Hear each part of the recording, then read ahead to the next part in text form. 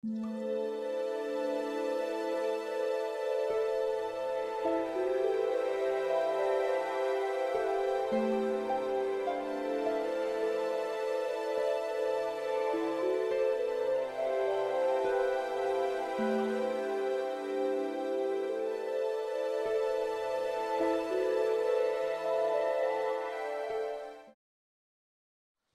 we'd gone further into the woods this time on some sort of learning exercise that Donald thought would be crucial for me to learn.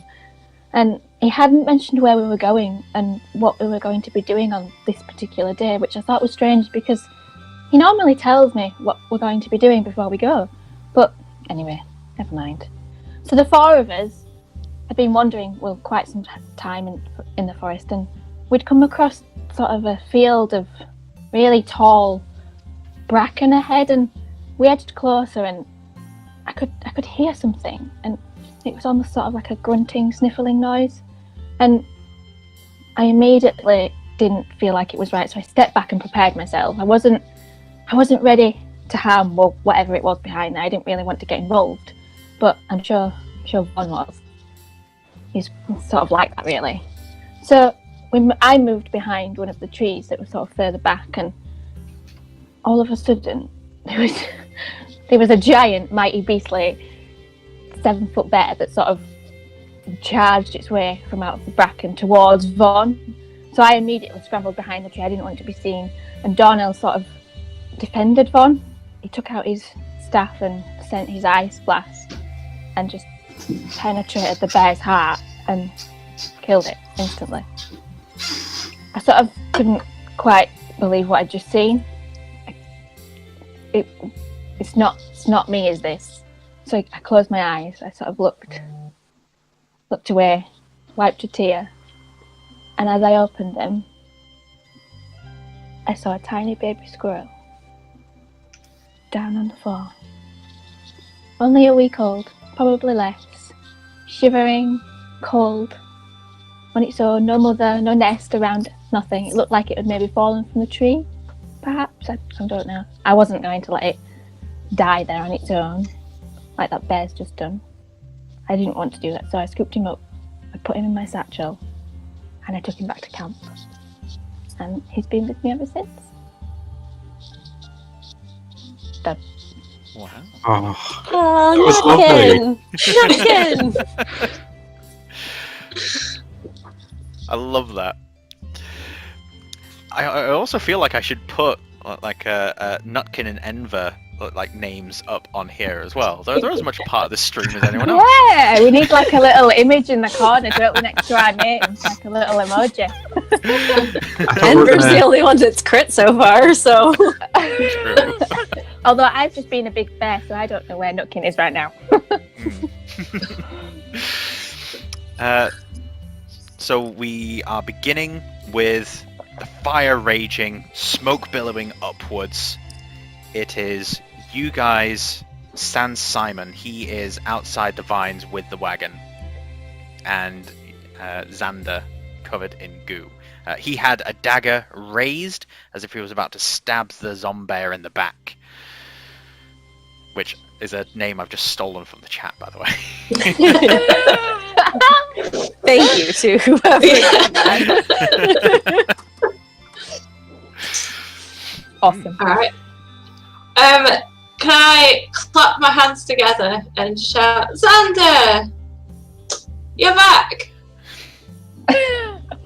Stop flirting, Amy. Well, he's handsome. Jealous. I saw him first. He slides the dagger into a holster that you see is at the side of a piece of his leather armor inside his jacket. He swishes it across the front to cover it up again and starts trying to get rid of the gunk that's all over him. Pleasure to meet you all again. You've got some goo on you there, just kind of all over you. None of you are a wizard, are you? Ew. No. Could do with one. They're good at cleaning things. Well, you managed to scare the rest of them off. What are you doing here? I told you it was dangerous in here. Well, What are you doing here? Why are you... You went off? I kind of thought you were busy doing your own thing. This is our path. We're making our way through here. When I noticed that things were starting to congregate up above, I realized someone was trying to break in.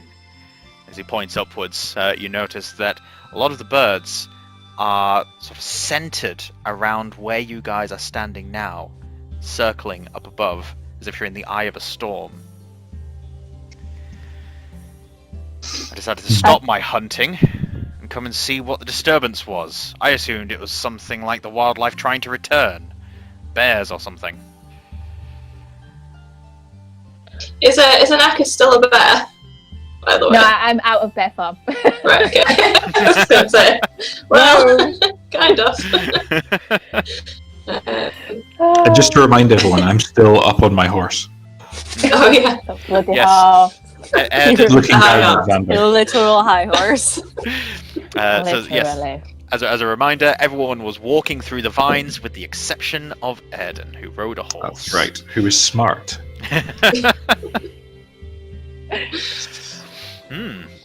Well, I think we need to find a certain object that could be located within the near vicinity of this area. Somewhere. I'm not too sure where. Can I... Are we just all staring?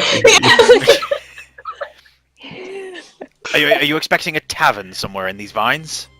No. That'd be nice. We're looking for a crystal or something. Something green. Crystal. I've Do you no know it? interest in such things. No. Well, in that case, I guess you'd best be off. You can carry on. Don't you need to worry about us. We'll just go on our way, and Well- I'm sure we'll see you again sometime. Don't be rude, Airden. He can stay. Yeah, but Airden, look, he's big and strong. He could help us. We need some muscle in this team. I just sort of tap Airden on the shoulders and say, it's okay, don't worry. On the horse.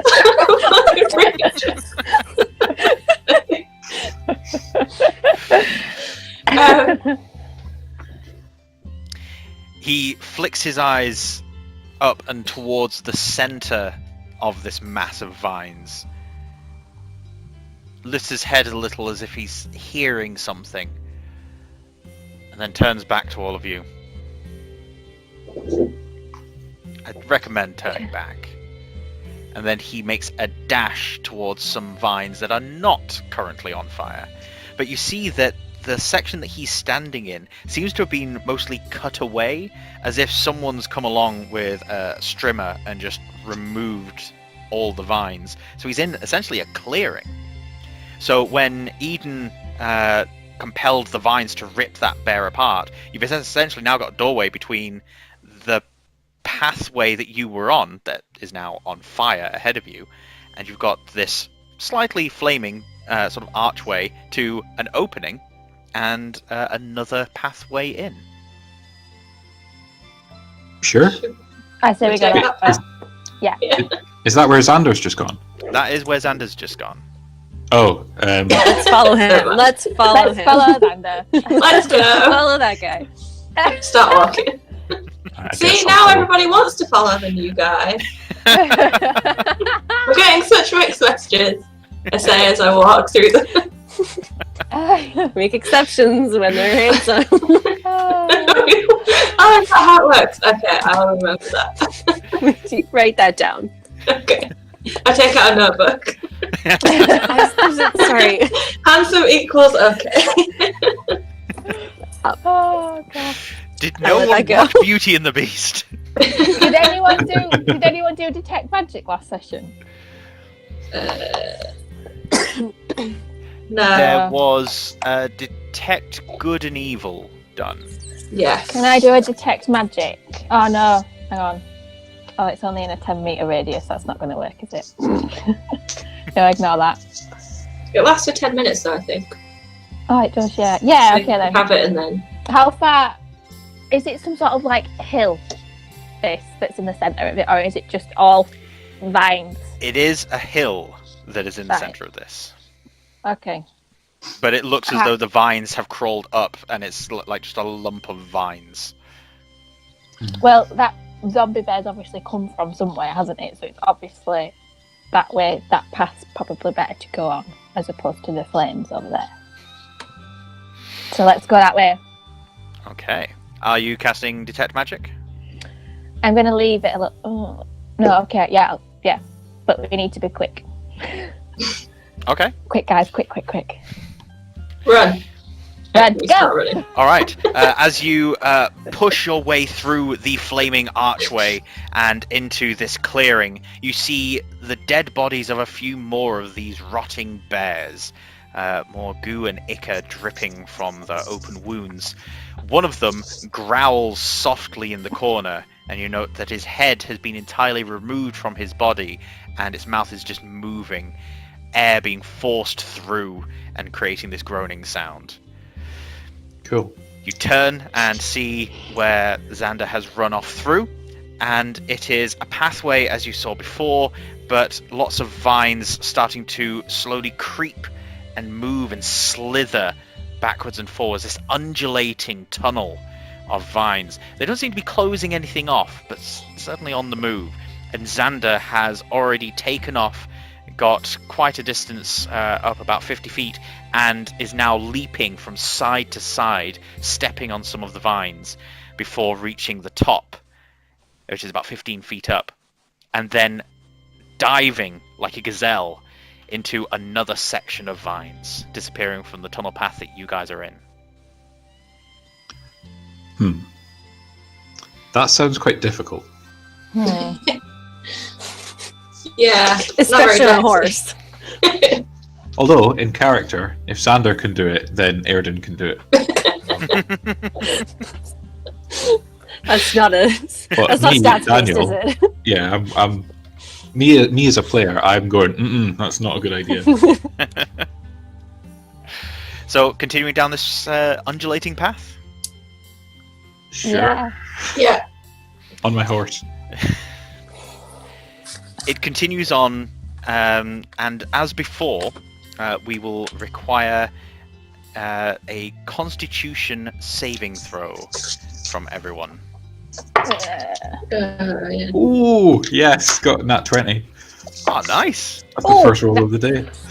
21. No. Oh no. 1. Oh! Laura, what was yours, sorry? 14. 14, okay. God. It begins. Yep. I cannot roll in this game. Do you have any spell slots left? Nope. Out of interest. Nope. She used Go to down. bossing everybody around. Yeah. Eddie. You be quiet. You come back here. Solve it. That's all I had. Seeing the path ahead, Anakis and Eden, you will both be able to see that while the unnatural element of these vines is ever present, it just feels wrong the way these things are moving. You do note a natural progression to it. It's almost like a prolonged heartbeat. There's a rhythm to these undulations, and so you're able to very deftly make a path that produces the least amount of difficulty for you and your party. As the thorns stick out from these things and move around like cutting scythes moving through this pathway, you're able to guide Airden through and avoid getting any harm done. Wait, Unfortunately, is he still on his horse? Is he still on his horse? he is still on his horse. So a good sorry. So like We are me and Anakis were just like helping this horse along with carrying it. Get off the horse. Get off the horse. No, it's fine. There's no problems yet.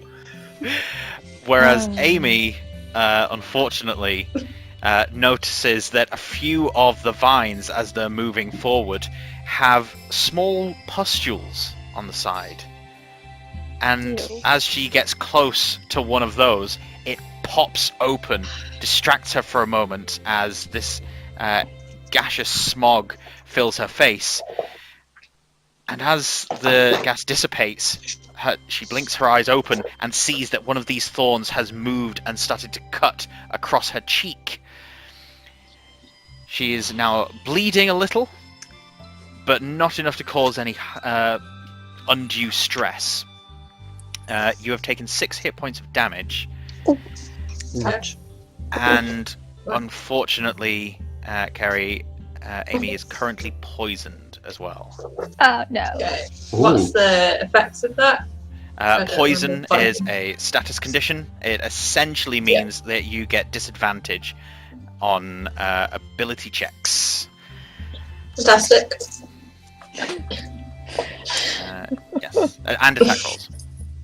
Cool. Attack rolls and ability checks until you are no longer poisoned.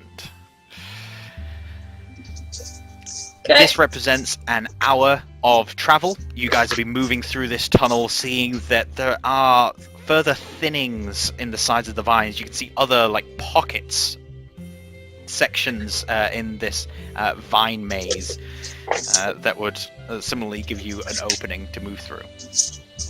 But over the course of this... Sorry. No, you finished. Okay.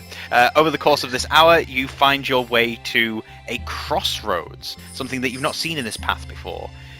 As you get to this crossroads, you note that the hill is looming directly in front of you. The path to the left leads steadily upwards, but it doesn't look like a happy thing to climb. It is thorny vines up a very steep incline. It would be a struggle, but possible for the horse to get up there. And the pathway the pathway to the right leads you away from the hill. Can I? What I was going to say? Cast lay on hands on myself, and it neutralizes a poison if I do 5. Yes, it does. So you're I gonna spend 5 points. Yeah, I don't get that as health as well, though, do I? No, Or do I? it is basically you're buffering up the power. And once you reach that critical mass of 5 points, it's then spent on either healing or getting rid of a status. Yeah. Okay, I get rid of poison. Drew, Yes. Druidcraft, it's a transmutation, isn't it? So, I believe so. Yes, it's a cantrip. yeah. Right, okay. That's fine. I just wanted to check. You can Carry enact on. minor changes and things and affect plants around you. Yeah. Can I sort of... It's within a 30-foot range, so can I... All the spikes, can I turn them soft? Is that... Can I do that? That would be something that you'd be sponge. able to do with normal plants. However, Not since it's a cantrip, you can try for free, and it does not affect these things. There's something magical and off about these vines. Okay. Okay. I think I just and lead my horse up this steep hill. Your horse is going to die. I'm not going to ask what everyone else is doing. I'm just leading the way. Right. I would like you to make a... I'm going to say instead, this is going to be an athletics skill check. I'm going to allow you to use your proficiency for this, even though you're riding the horse. I think my athletics is 0, so...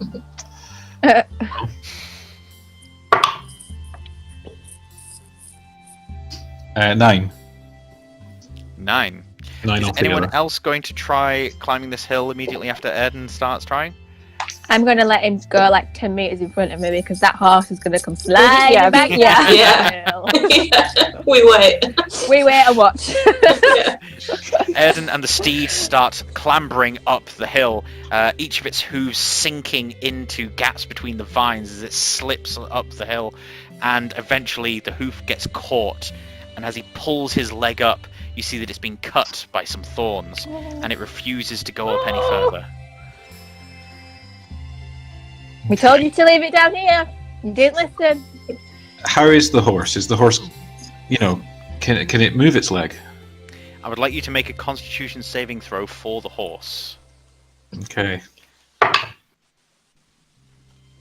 Oh, 2. Oh dear. 2 was So that. Aiden's gonna put down a horse. As Daniel, I'm very sorry.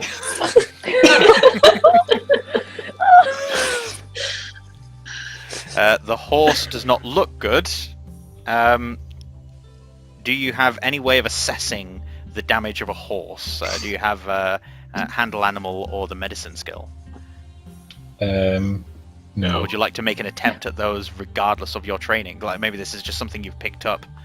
on your Sure, travels. yeah. I think animal handling. I think I would have ridden a horse, before and be quite familiar with them. Okay. Yeah, I'll give it a go. Give me an ability check for that. 13. You can see that this horse is poisoned. You've seen before when horses eat the wrong kinds of berries and things when out on a trail. It's important for riders to make sure that the horses get a decent feed, usually trail mix or something. But this horse looks drowsy. Okay, can I ride it back down to the rest, to everyone else at the bottom of the hill? As part of that handle animal check, I'll allow you to also steer it gently down.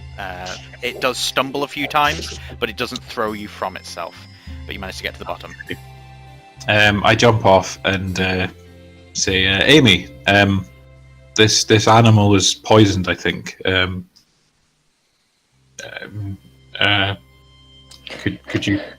Could you fix it, please?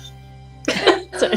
What? Make him say it louder. Make him say it louder. Yeah, I mean, it's really not in character. It's so not in character, but you were asking for my help. I'll do it more in a, oh, this is such a wonderful day. You're asking for help. We're such good friends now. Well, I feel like you owe me since you silenced me back in the wagon. Wow. Consider us equal. I'll waive my vengeance for that if you help the horse. Wave your vengeance. Oh. I've only got 5 left though. I don't really want to use my last 5 on a horse. Can I do anything? I think Have I got anything? I've got a good animal handling, so can I? And I've got a herbalism kit. Can that do anything? See, if you have the power to save this animal and you don't, then its death is on your hands. That's So, just mean. is Yeah. Anakis proficient with the herbalism kit? Yeah, I think so. Hang on. I think so. Where's my piece of paper? Proficiency. So many pieces of paper. Yeah, I am. Brilliant. Yeah. Okay. You have a look at the horse. You have a look at your surroundings, and you see that there is not a lot in the way of real legitimate vegetation nearby. I would like you to make a wisdom ability check with disadvantage.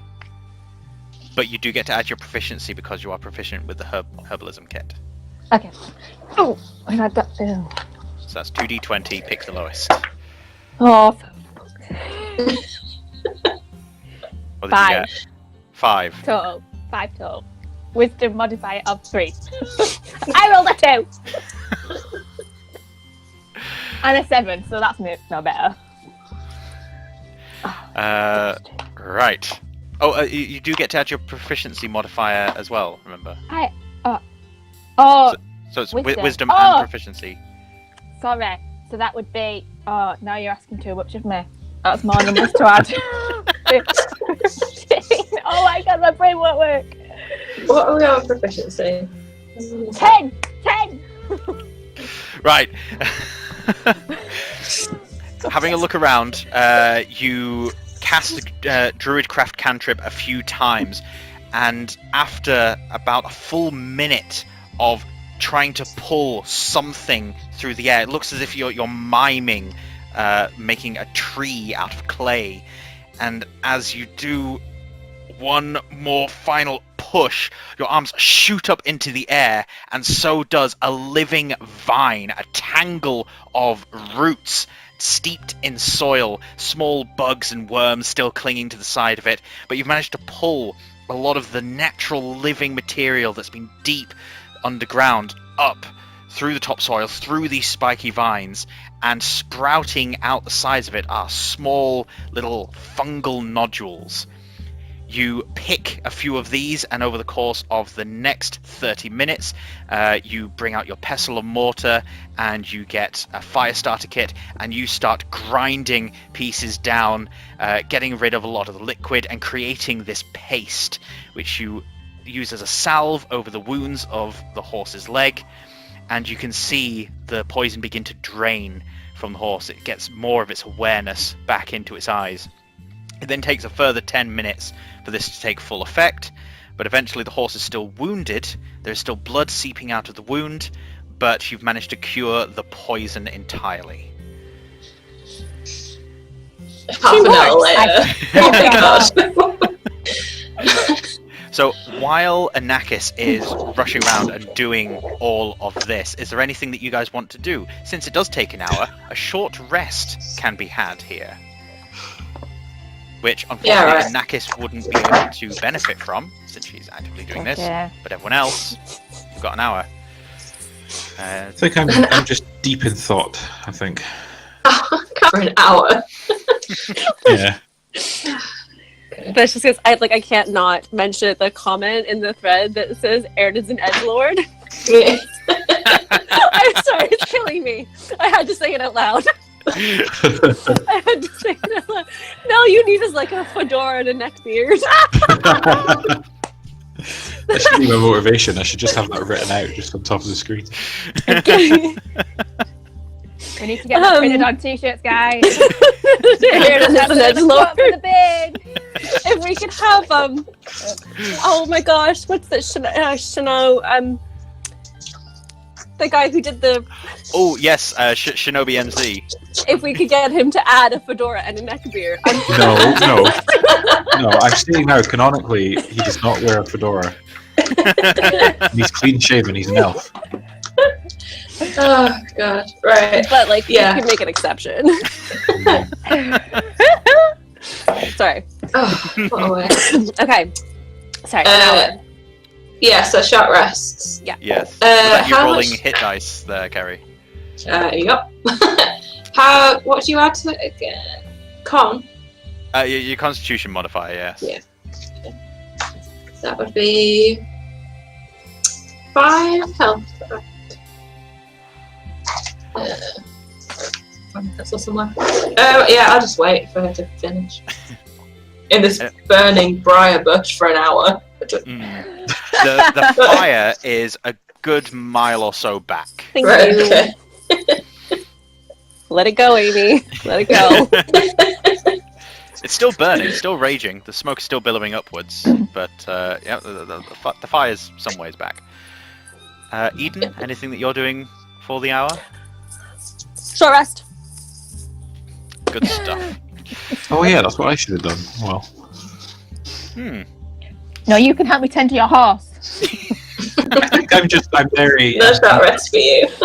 I'm looking at the horse and kind of thinking about what I've done. No, that's not very Anakis. Go ahead. Nah, Sarah. rare moment of Okay. character depth.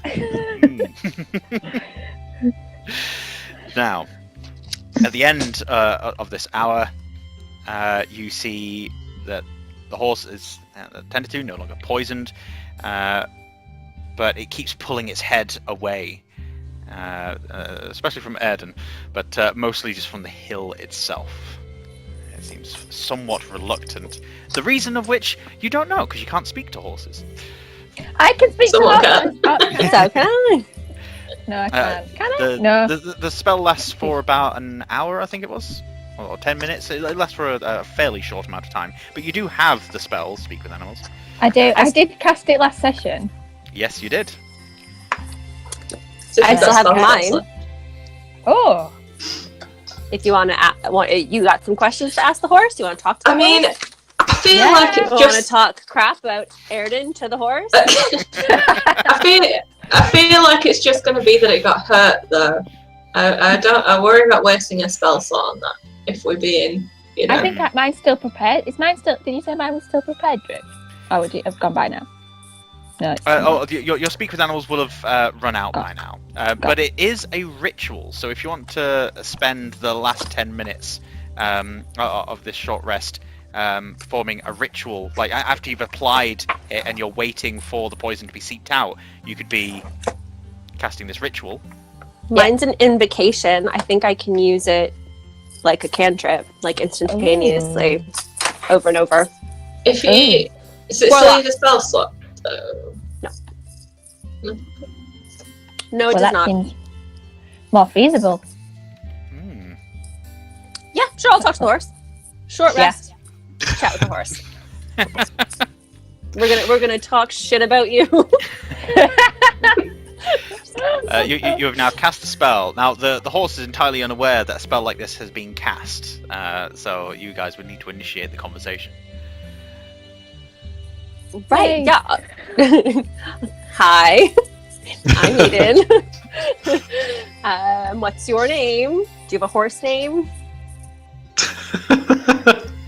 We're talking to a horse. Hello. My name? I don't have one. You don't have one? No. Oh, that's sad. We could give you one. Would you like a name? We all have names. You could have one too. Why? It helps you to know when someone is talking to you. Why are you talking to me?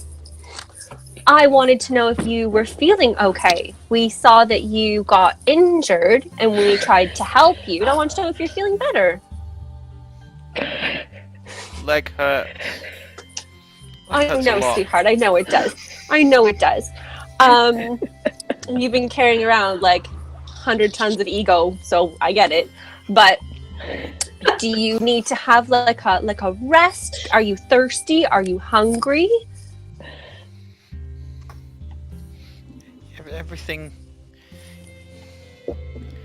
Everything hurts. Tired. Oh God. Need to rest. Food, water. Okay. We can get you food and we can get you water. Are you like? Can I turn to Anakis? Do you have food, water? He's hungry, thirsty. I have got. Oh, I can. Airden, didn't he steal some of those? Oh, sorry, I don't know that, do I? Damn it! You're holding out your healing herbs. I have shit water, so that's about it. Choose an area of water. Can I direct the movement of the water from underneath and bring it up to the surface for the horse to drink? It's a cantrip, isn't it? Within a 30-foot range. Oh, hang on. A 30-foot range, but a 5-foot cube. Oh, I don't know it wants water, but I have a water skin. Okay. With the shape water cantrip, it basically means that within 30 foot, a 5-foot cube area of water is what you can affect. So you can't affect all water within 30 foot at once. It's like one 5-foot cube of water that you're affecting at one time. You could, if there was like an amount of water 30 feet below you, you could bring it up slowly, basically shifting it 5 feet up, and then 5 feet up, and then 5 feet up through the soil. You can do that if you want to do that, similar to the way you use the Druidcraft. Yeah. Okay. Again, takes about a minute for you to get it, but similar to the vines coming, if you get droplets of water floating in the air in front of you as you're weaving your hands upwards, drawing the water up, and every time you lift your hand, more droplets come up and join these clumps, these droplets. They're all starting to amalgamate and shimmer in front of you in this massive ball of water. The horse is freaked out by this. It's never seen this happen before, and is moving backwards and sort of bumping between Amy and Eden. No, it's okay. It's okay. It's all right. It's just, can I go and like poke it? Just water. You can drink it. I'll try drink some.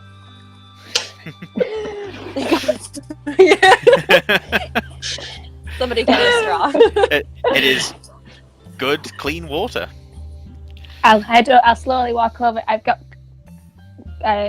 proficient in animal handling, so can I go over to the horse and just sort of put my hand out and see what it does? Put your hand out. To the horse, sorry, with the water, and see if it'll drink it.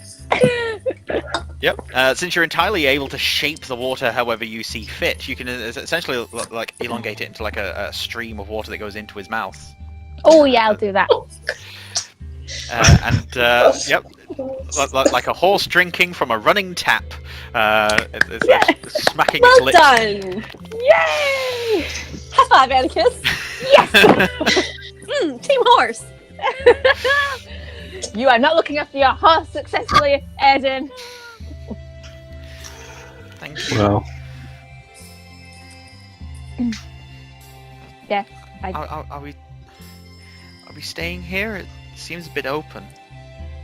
No, I think the rest of us are planning on continuing up the hill.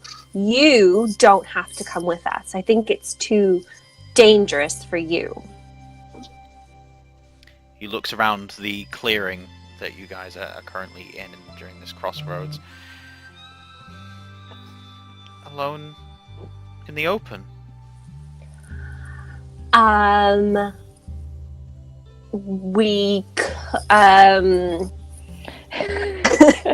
Tell it to ride back the way it came. Yeah, if you go back the way that we came, not through the fire, though, not into the fire, avoid the fire.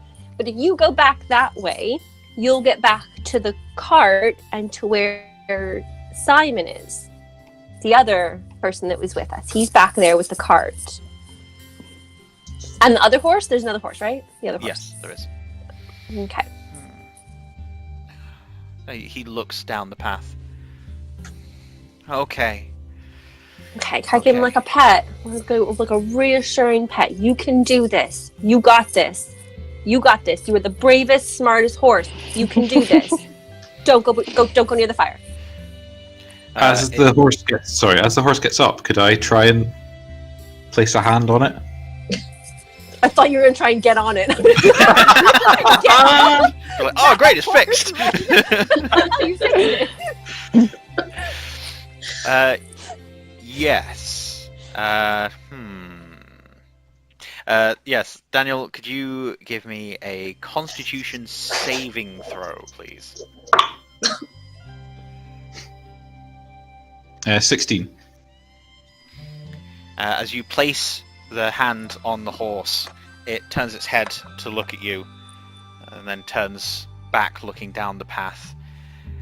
And Eden, you hear the horse say, "It's not his fault.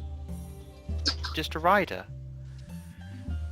Oh. Well, when I place my hand on it, if I can get away with, if I can do this without anyone knowing, then I want to do it. But if it's something that they'd realise what I've done, then I don't want to do it. When I place my hand on it, I want to cast a first level spell, Protection from Evil. One creature is immune to fear, being charmed, or possessed by loads of different baddies, and also anything that attacks it has disadvantage on attacks. Okay. From what I see, I've just got to touch it, that's the range, but I don't think I've got to say anything. The components of it, is it just somatic? Is it just S as the... It says VS. VS. So you will need to say something. Damn. But it depends on everyone else not only hearing it, but also to know what it is that you're saying. Okay. I'm just sort of in the distance checking out the hill. So it seems like it may be beneficial.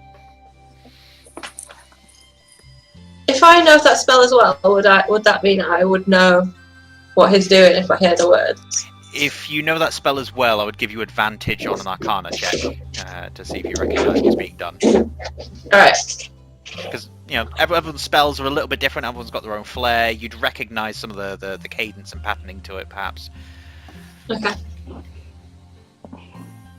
So I try and say it as quietly as I can. All right. If I have to say something. Okay. Since Anakis is paying attention more to the hill than anything else, let's say that Amy and Eden will be ones that, if they wanted to, could make an Arcana skill check. Does the horse know anything? Like, would the horse be like, "Ooh, I feel protected from evil"?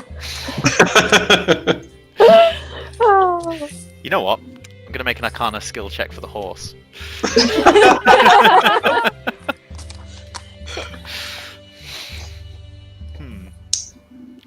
I rolled double 14s, so 14. I can't get a plus. Ooh, rolled a 19. So 22. Okay. What's your usual spell save DC, Daniel? Oh, sorry, it is...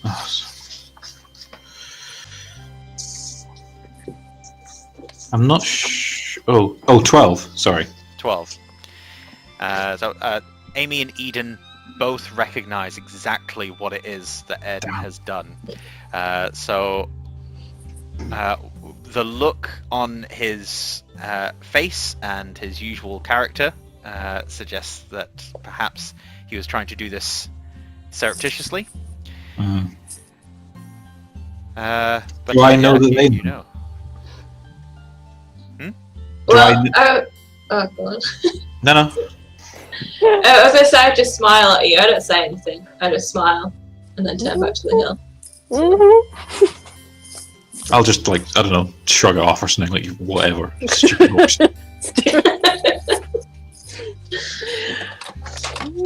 I'm on to you, Airden. Right, I want to climb the hill. All right. Let's Just go. before the horse heads off, he turns, nuzzles Airden No. the head, and then You got turns your own down the little path. machine. Oh my I god, push please the let me. horse away. Oh. It's adorable.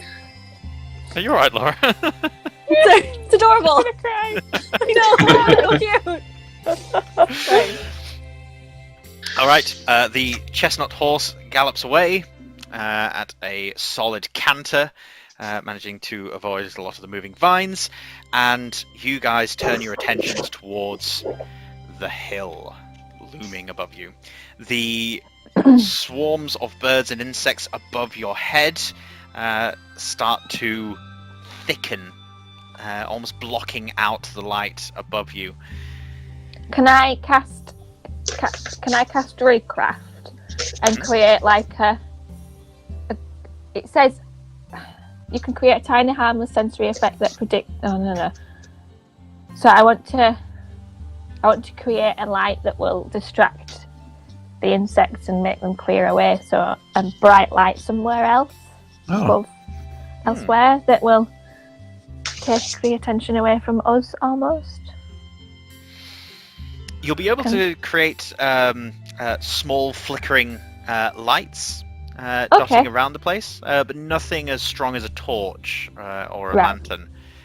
So nothing in the way of a bright light that would attract the attention of a larger beast, but certainly something like a moth would be attracted to the small lights that you could create. You can create those within the 30-foot radius of you. Okay. Oh yeah. Well, I'll do it exactly 30 feet away from us. Over there somewhere. You do know that some of the swarm deviates towards it, but there is literally not enough space where you've cast these lights for all the bugs to be. So while there is a slight shifting, there is still hordes. Perhaps a more apt description would be a raging ocean of birds and insects above your head. Cool. I wanted to make that clear. There are lots of them, an unnatural and ungodly amount of creatures. Think the birds, but with bugs too. Alright, let's keep moving. I don't want to stay here much longer. Keep going. I climb the hill. striding car. up the hill. Everyone, make me a constitution. No, not a constitution save throw. We are going with a strength athletics skill check. Yeah, that's my bag. You. Ugh.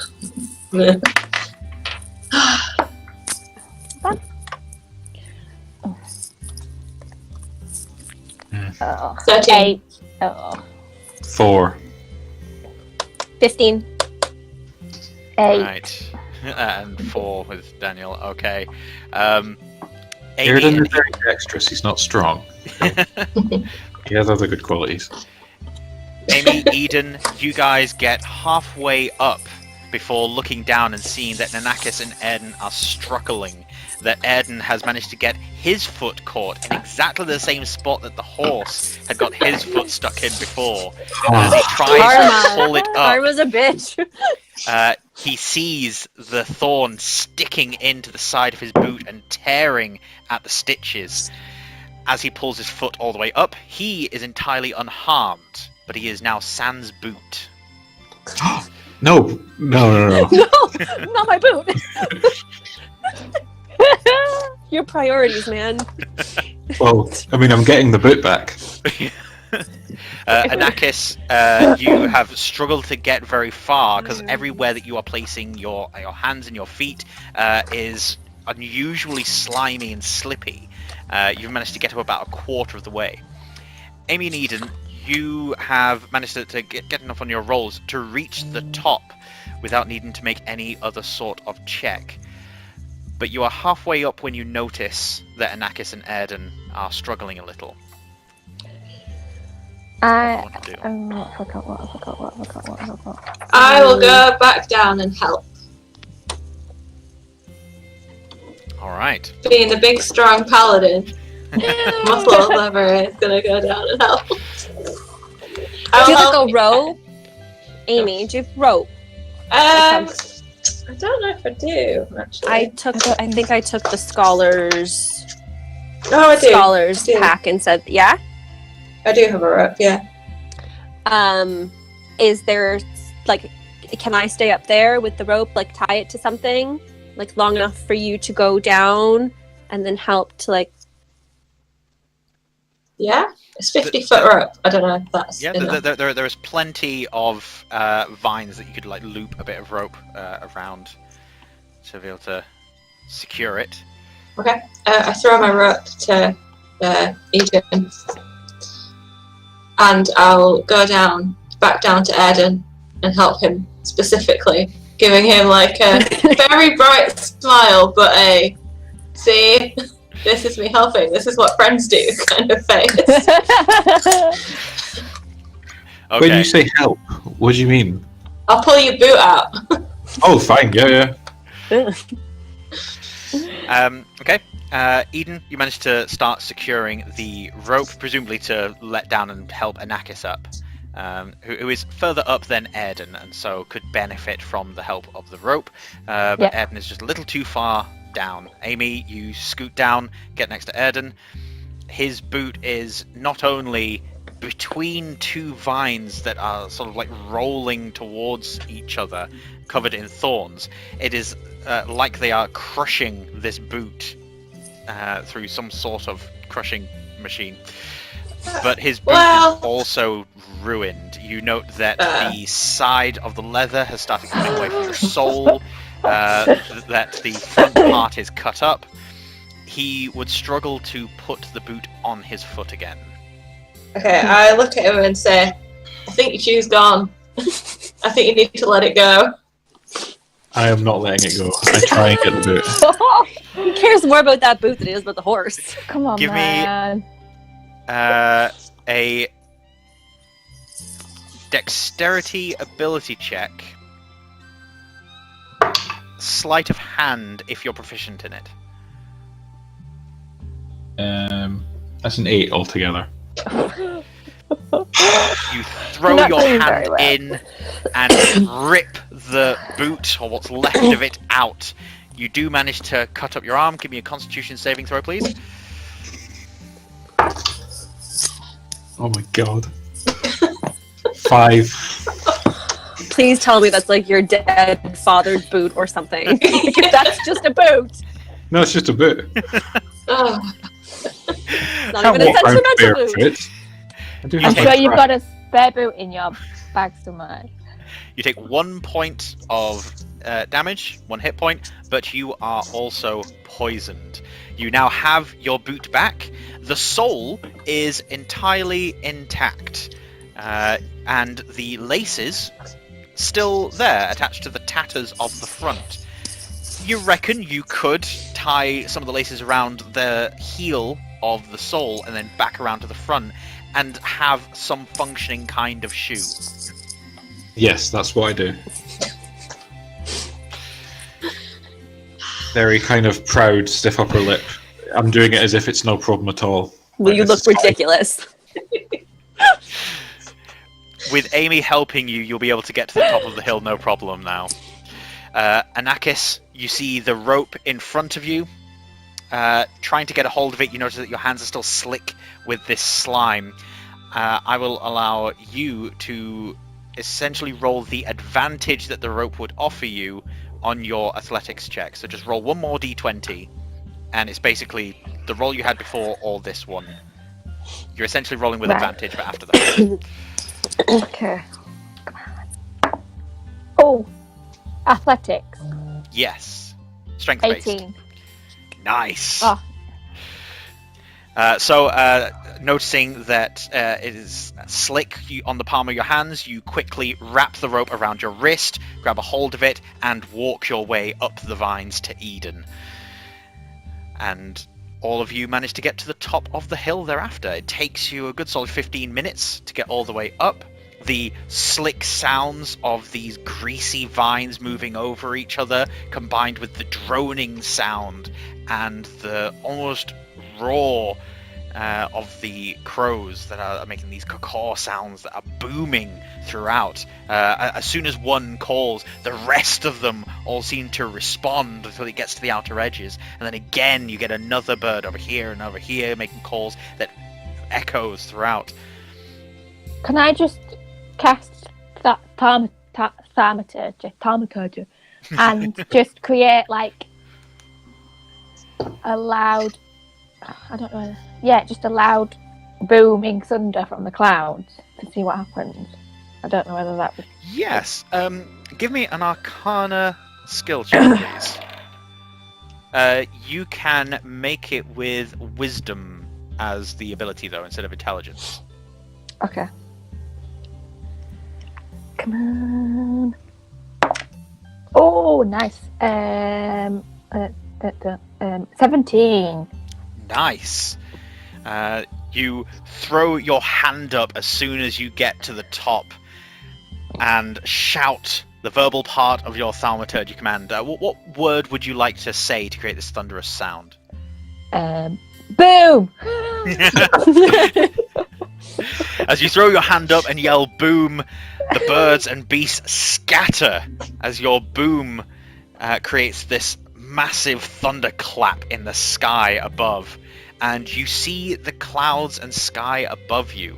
The winds are howling above these creatures, and you now have an area of clarity above your heads. You've managed to scatter the birds and beasts. They're still encircling above these vines, but they're not directly above you anymore. Okay, can we see whereabouts they were circling? Is there a specific point on top of the hill that they were circling? They appear to have been following you, sort of, but they are most of the span of the vine coverage. So we're talking like a few miles across of just birds and bees and wasps and moths and things in the sky, just floating above. Sort of like this dark, heavy cloud above the vines. From your vantage point, you can also see that the fire has spread. Almost the entire west bank of these vines is smouldering, if not actively ablaze. Can I cast... Oh, my first one, have I got?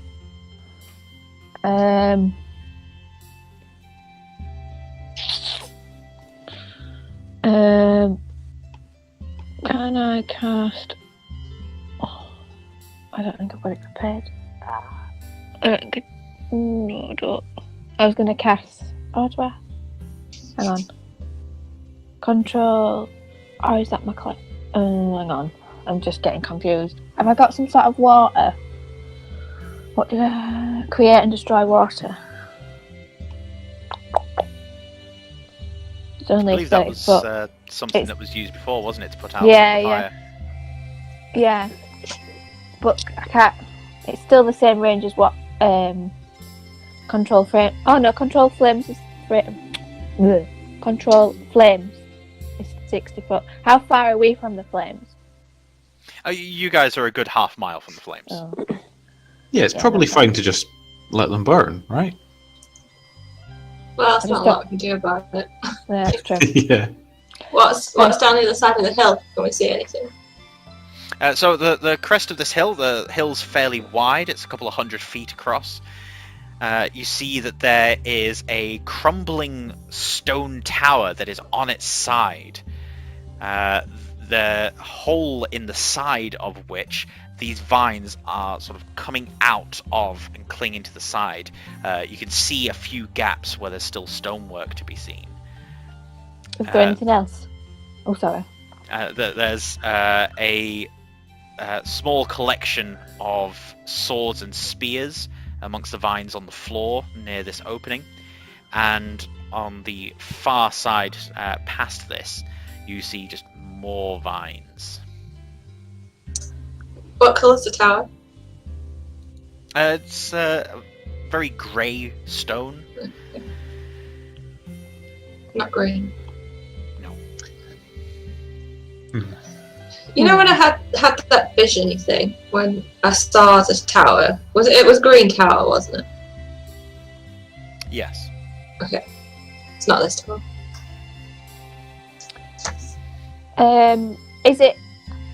Is it completely on its side, the tower, or is it still direct? Sort of on its on an angle.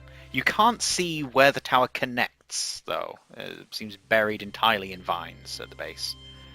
Okay. Could I go poke about and kind of see? I don't know, just investigate. Sure. Give me an investigation ability check. And if I assume everyone's going to be going and sort of poking around or using their eyes, so make it with advantage, please, Daniel. Well, I think I've got disadvantage because I'm poisoned. So I don't know how that works. So that would cancel it out, and you would just make a straight roll in that case. In that case, it's 16. I've just realised I'm resistant to fire. Absolute melee. Really? Yeah. It's right. It's in the top of the screen in bold, black. Right in defenses, fire. Oh my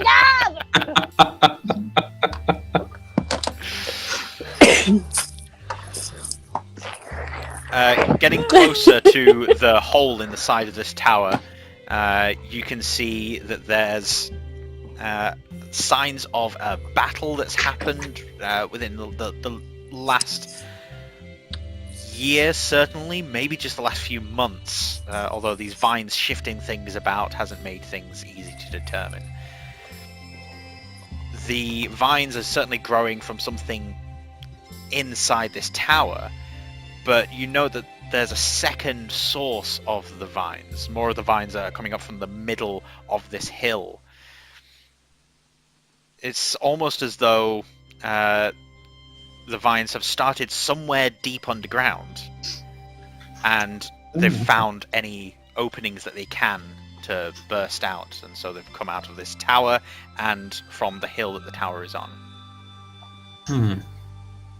So the base of the tower I can't really see, as you said. It's just all completely covered in vines. Yes, although you can see in through the hole inside of the tower, and it does go in. So the vines have just sort of crept along the walls and not filled it in. So you could enter the tower if you particularly wanted to. Yeah, I think I probably would. I might regret that, but yeah, I think I'd venture in, take out my swords, and just kind of use that to poke about. These vines also differ from the rest of them. They are a more vibrant green, there are fewer thorns on them, and there's none of the slickness although they do have a slight rubbery texture. Poke it. See what it does. Yeah, I'll poke them with my rapier. As you poke it, they do not move and do not undulate, and you see that these vines near the openings do not move in the way that the rest of the vines do. So how big's this tower? It looks like in its heyday it would have been about 4 stories tall. Yeah, And, it's about 25 feet wide. Yeah, can I kind of just venture in and just look? I'm just looking for, I don't know, just something I can make use of. Maybe some boots. I don't know. I'm just interested. I'm intrigued. Can I go in after him, seeing that he's kind of venturing in there on his own? Okay. Yeah, I'm going to kind of tag along behind. So Eden and Anakis just sort of waiting outside, seeing if they can hear the screams of the dead. Yep. I want to investigate the other vines. The other. Okay. The other opening's like in the middle of the hill. Yeah, please. Okay. Amy and Airden, you begin to venture down the tower. With it on the incline and the hole being fairly near the top, you heading down this incline, you find a lot easier given the texture of the vines. They give you a lot of solid grip. The only time that Airden slips at all is when he's stepping on his lace rather than the sole of his broken shoe. Anakis, you creep towards the middle of this hill, and you see that the vines have created a circular opening. There are holes in the vines where this faint sort of bluish yellow, which I realise now describes green, but just a more sort of like aquamarine with sunlight glinting through it sort of colour. Yeah.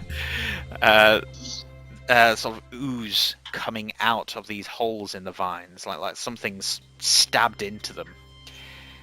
And this hole, which is a full like 10 feet wide, goes deep down, and it's this shaft of vines heading down into the darkness beyond what you can see.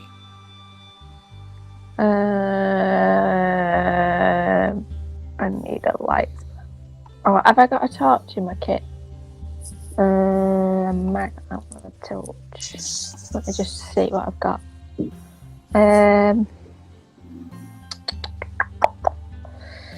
What do I have? No, I don't have one of those. Has anybody got a torch?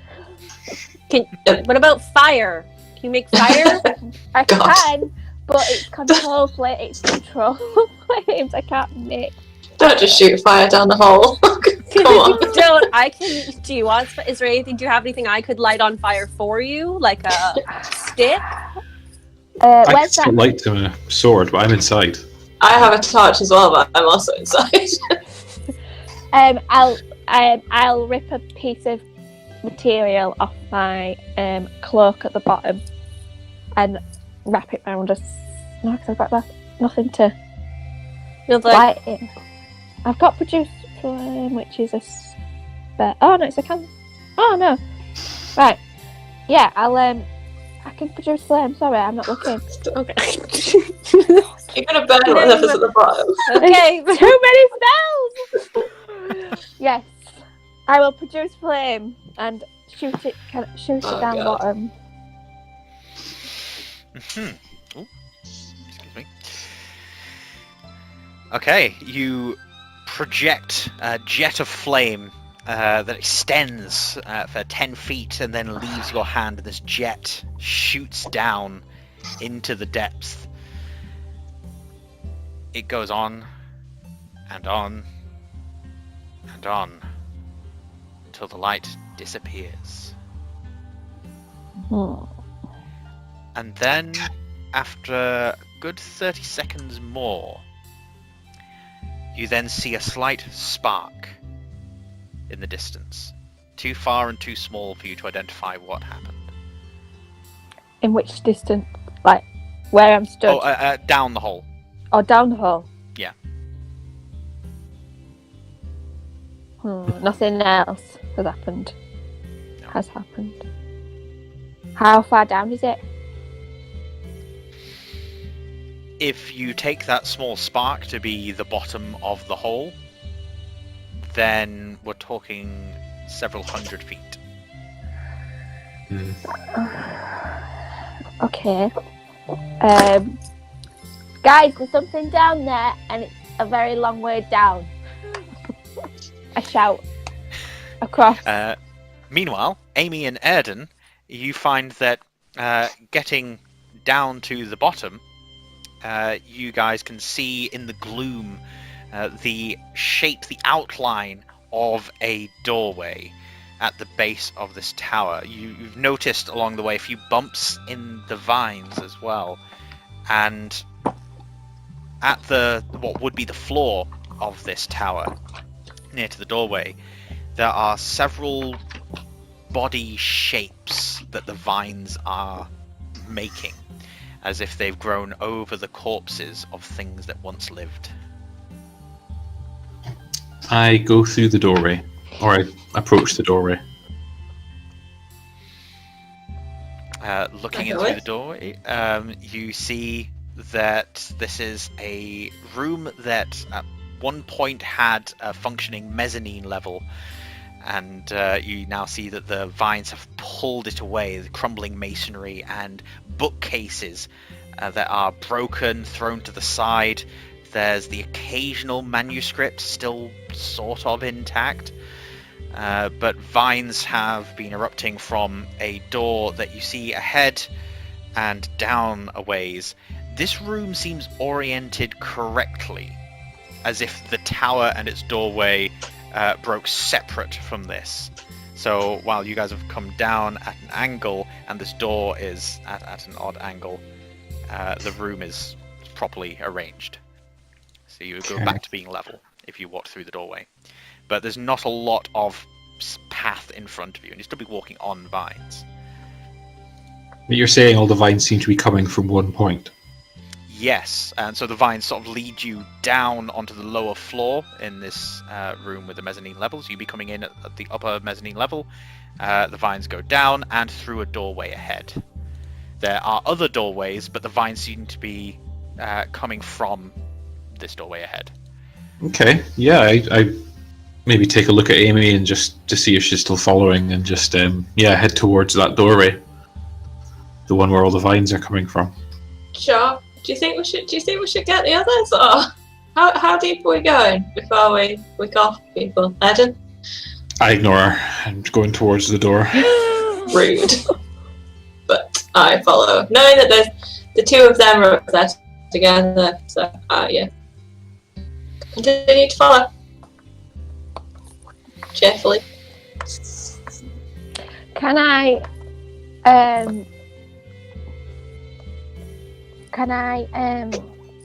cast thaumaturgy and just make the ground actually not lost tremor? Yeah.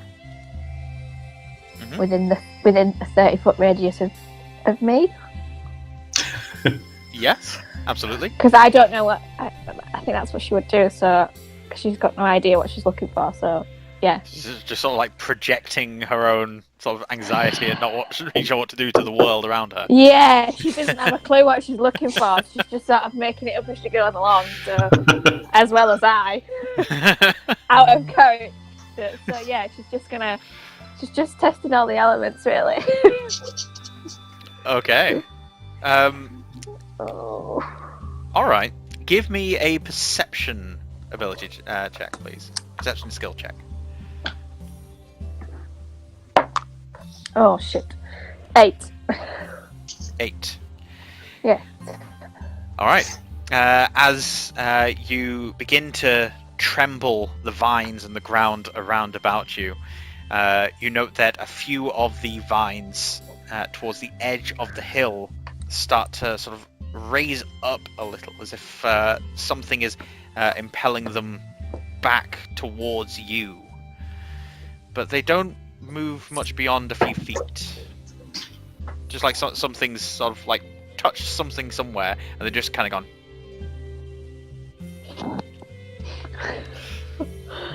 I realise this is also going to be in a podcast. So for those of you listening to the podcast, I sort of like recoiled slightly as if I'm sort of protecting myself a bit. Like a cat would when it hisses. Yeah. Does this affect anything? Does this affect anything inside the tower where we are? No. None of the vines move or anything. No. Okay. No. You are noticing a distinct lack of movement and noise in the tower. In fact, Amy and Airden, you guys have near total silence. Whereas Eden and Anakis outside, you've got cawing, you've got buzzing, you've got the crackle of distant flames.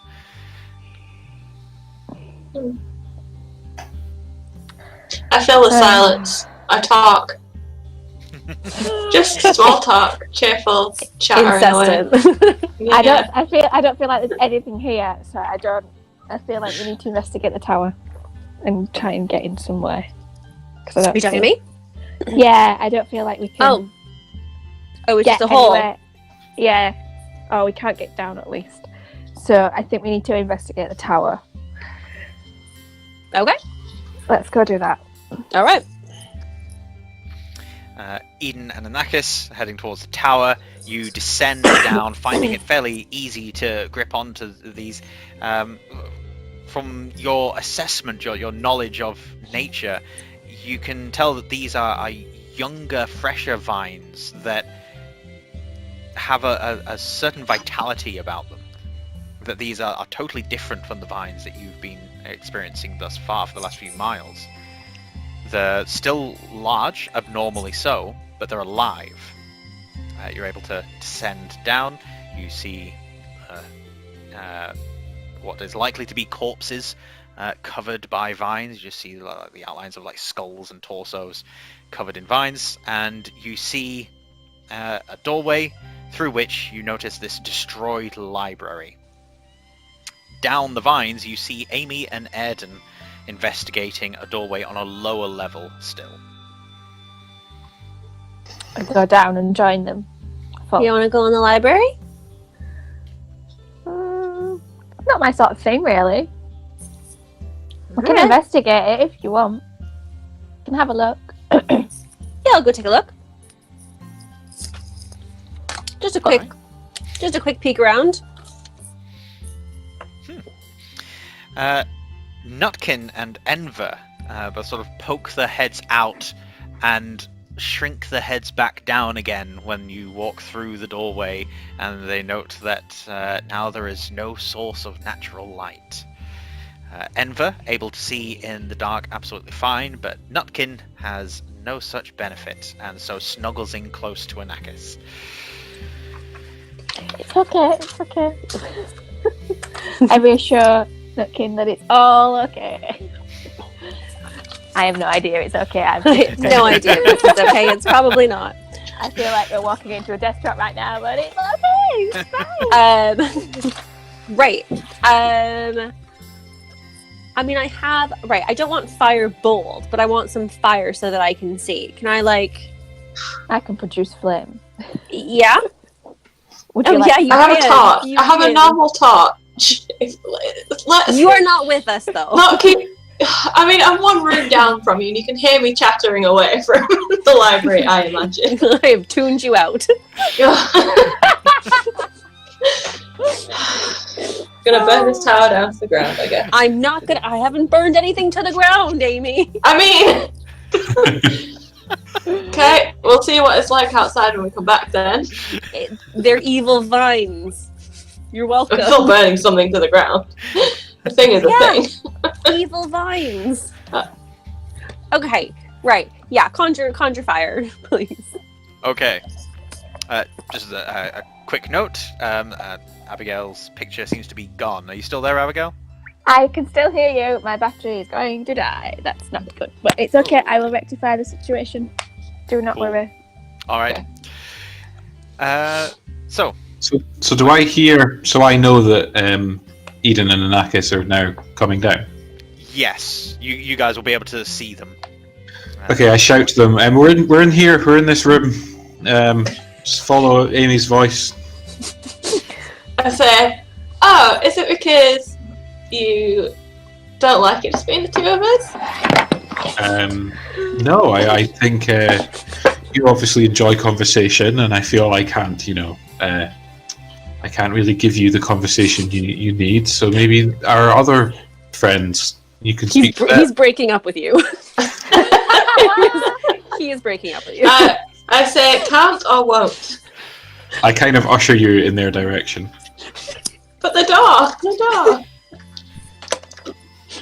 Thought we were opening the door. Yes, there is no door. In fact, it is simply a doorway. The vines have pushed their way through everything. Can we get through that doorway? Or is it completely blocked? Yeah, you can get through the doorway. The vines are just coating the floor, walls, and ceiling. They seem to be leaving the passageways mostly unfilled. Okay. Take a look at what's through. All of you together. Knowing...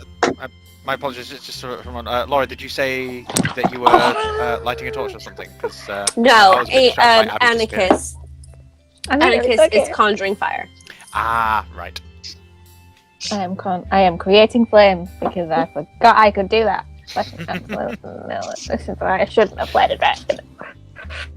How would you like these flames to manifest? Do you want like small orbs of flame just sort of like spinning around your head, or do you just would like have a big ball of fire just in your palm of your hand? A big ball of fire in the palm of my hand. That sounds like the best way. Yeah. All right. I'll produce a big ball of fire in my hand. The light brightly shines from the palm of your hand, and by cupping your fingers, you're able to direct the light, sort of like a hooded lantern. Heading down this doorway corridor, you then find that there is a solid metal door blocking your path, below which there is evidence that vines have been trying to get underneath, but there's a lot of goo around about there, and not a lot of vines. And there's what seems to be another doorway to your left that is heading down. So we've got this metal door, place going down. The metal doors are fairly large as well. It's about 10 feet wide and about 8 feet tall. Is it does it completely solid? Does it have any holes in it, like any grates or anything? No, it's entirely solid and doesn't seem to have anything in the way of handles either. It's more in the way of like a solid metal sheet. Can I shoot it with Eldritch Blast? Yes, you can. Would you like to shoot it with Eldritch Blast? Yes, I do. Eldritch Blast! I'm a warlock. What do I do? You cast Eldritch Blast. Oh. Say the thing, Bart. I cast Eldritch Blast. Yay! I cast Eldritch Blast. All right. Your fingers unlink them, and as you do, energy sparks between them, and you throw your hands forward. A blast of eldritch energy striking against the metal plate, and immediately dissipating over it. Much in the way that shooting a lightning bolt at something, the energy would just quickly spread across it and disappear elsewhere. After a few seconds, you then hear a very heavy gong, gong. Like knocking from the other side? Like something heavy knocking on the other side. I knock back. The same way.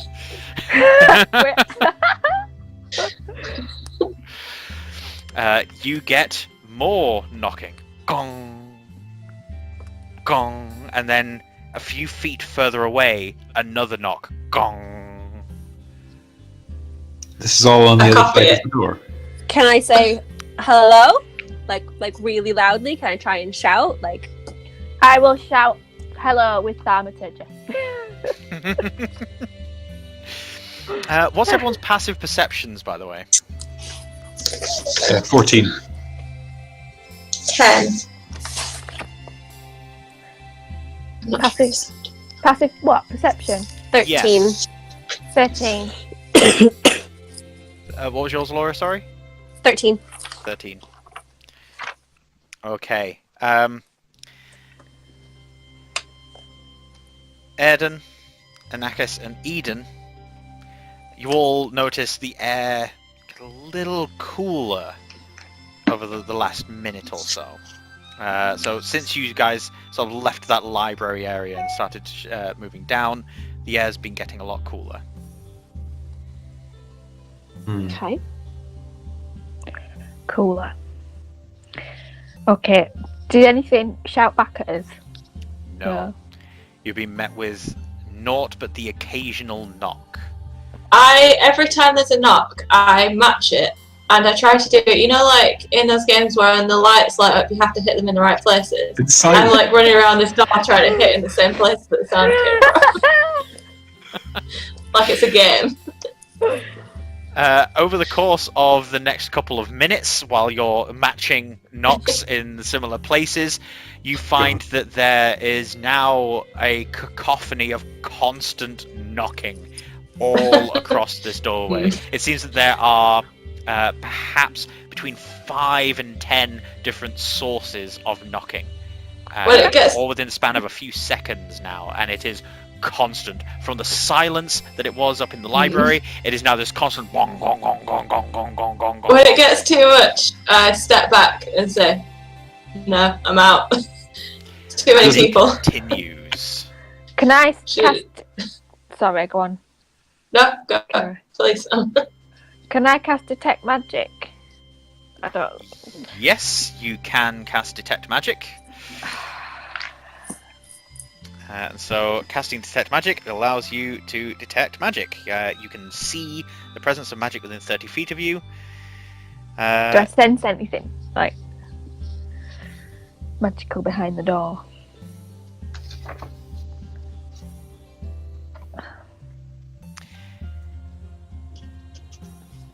You do. You can see this aura of humanoid shapes on the other side. You can see that it is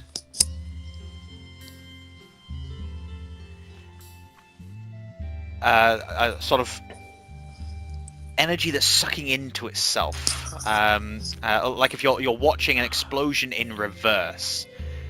You see this roiling torrent of this purpley black energy folding into itself into the middle of these humanoid forms.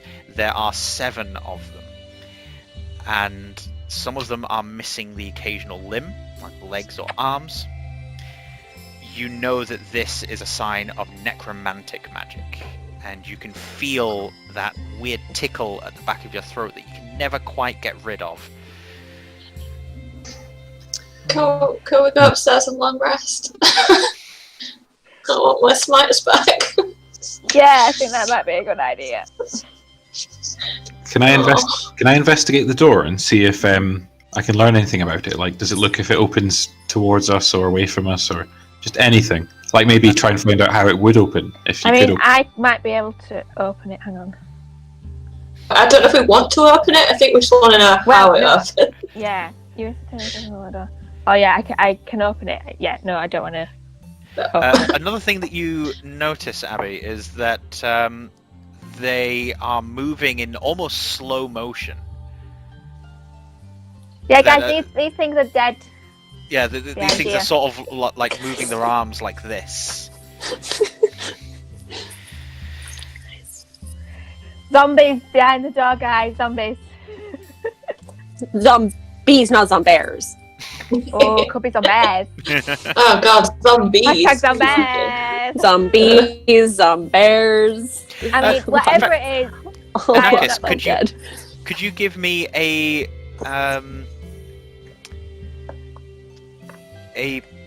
perception or nature skill check? I'll let you choose which one you'd prefer, but with disadvantage.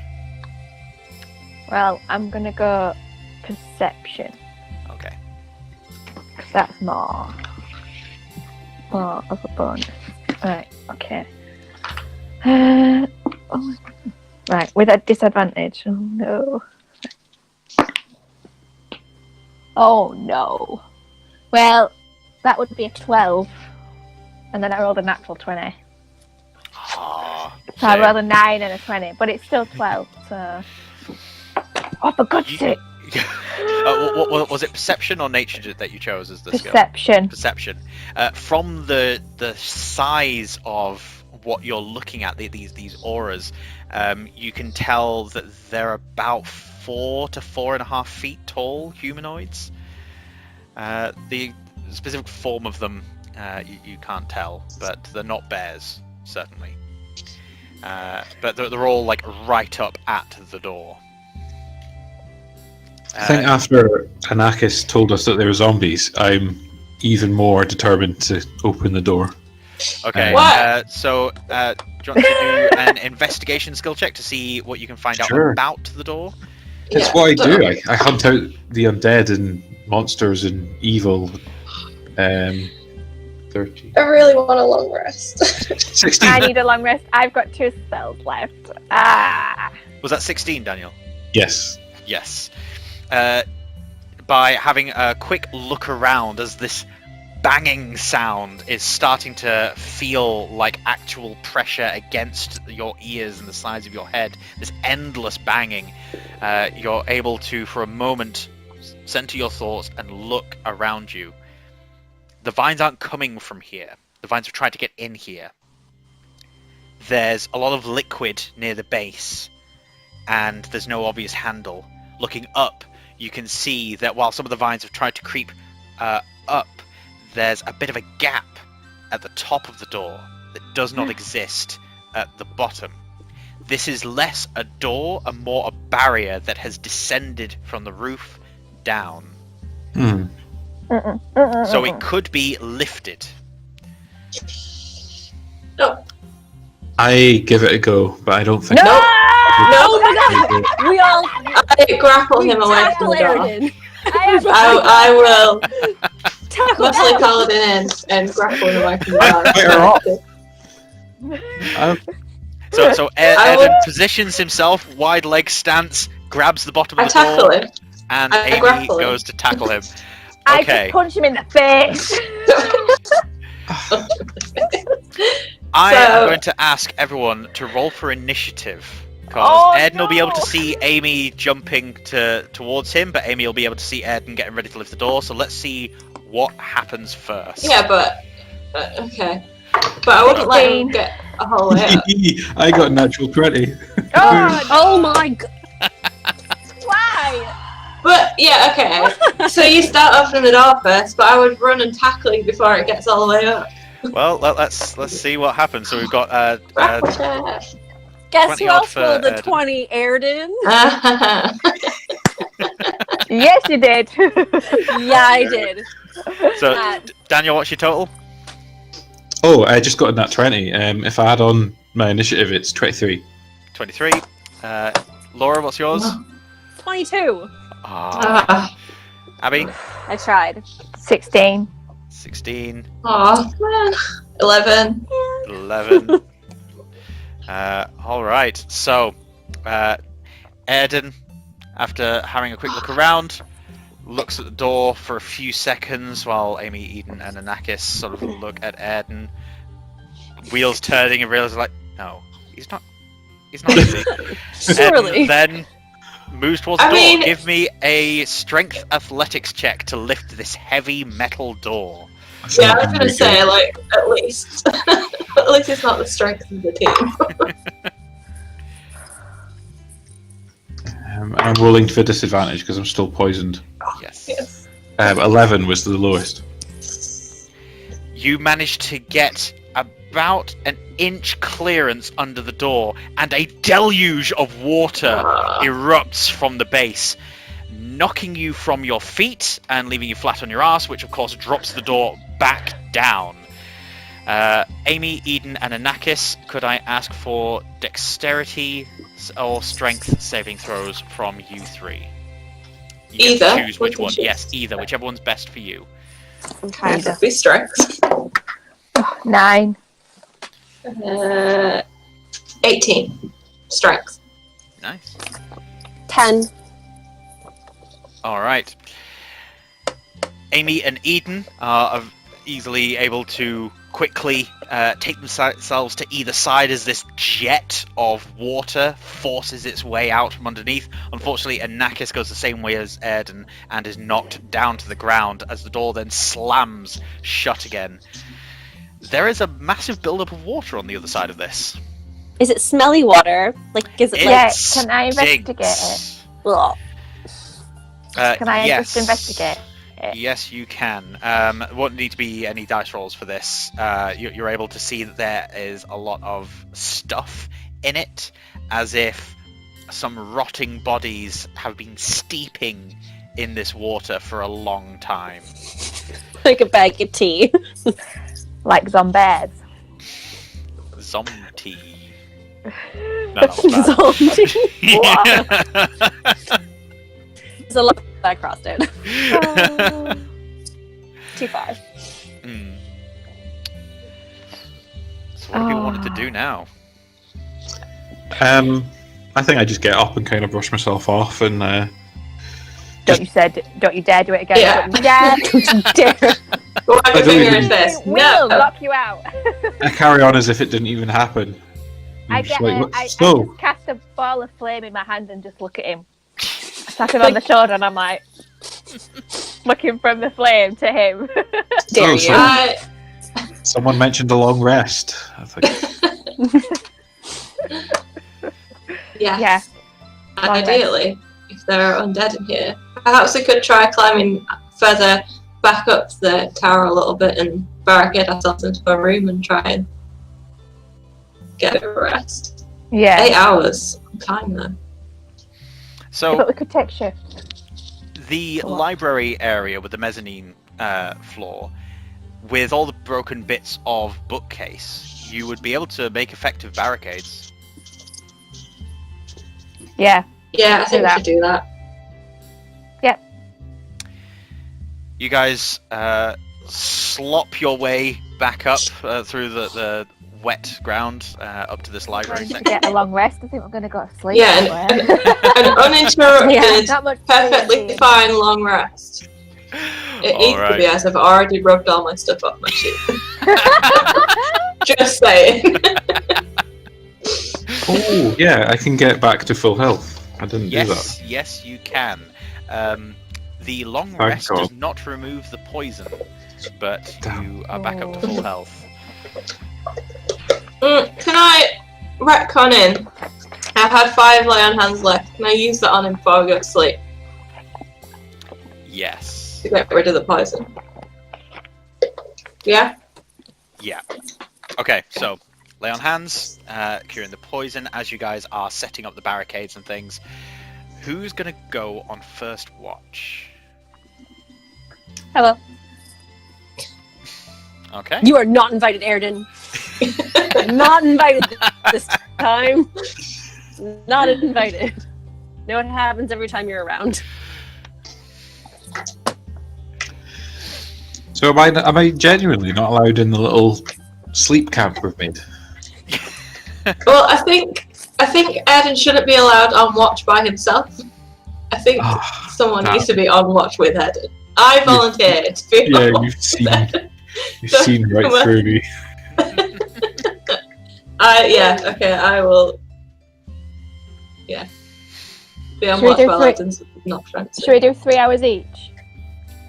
That will cover it, won't it? Yes. Yeah. Well, Eden and Airden don't need Yeah, like 6 hours sleep. That they can just meditate for 4 hours, and then the other 4 hours they can mill about. Okay. Be on watch. Yeah, go play with the door, stuff like that. Nope. Don't you touch that door. Don't you touch that door. Ew. Leave it alone. I bet you stink like rotting flesh too. Oh yeah, Sure, the How do I smell? Airden and Anakis. Yeah. I bet you both Me too. smell really bad. Yeah. You're like bits of stuff stuck in your hair. Like I think Bits that's of dead people. yeah. It's in Dead Airden's people. boot as well. Oh, Oh. well, squishy and squelchy. Ugh. The one there that's we not a half boot. Yeah. Okay. Right. I know what I'm gonna do. Just let me know when it's my my watch. Okay, so Laura, did you say Eden was gonna take the first watch? Yep. Okay. Enver perches on your shoulder, looking around this slightly quieter room than the hallway, but still you can hear in the distance this drumming. There's enough distance between you and it that it's not stopping you from getting any rest or getting to sleep, but you're aware of it almost constantly. As Enver's looking around, his eyes seemingly perfect in this darkness, he notices something and slides down your arm. Would you mind giving me a perception check, please?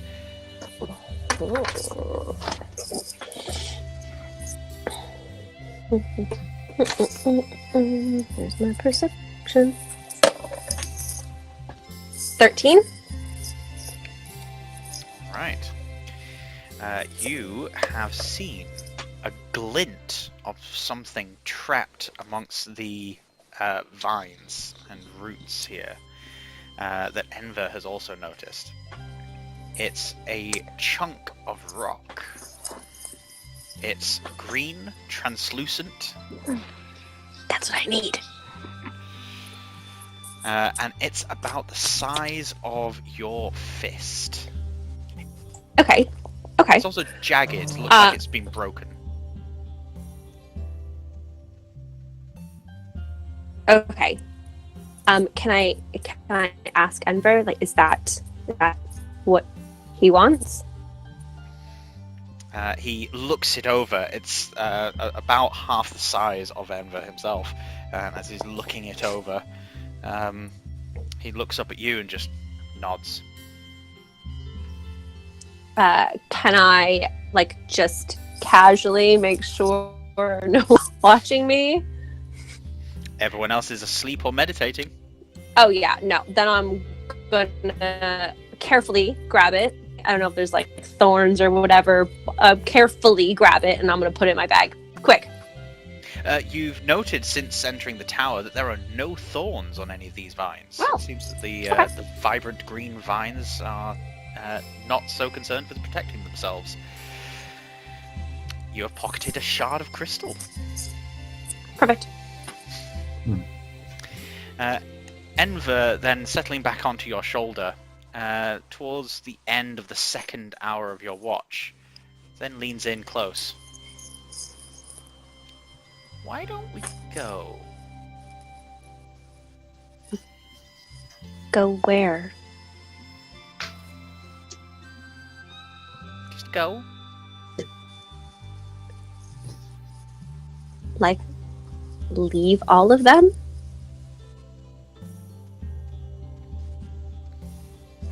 He then turns and looks, and he casts his eyes over them and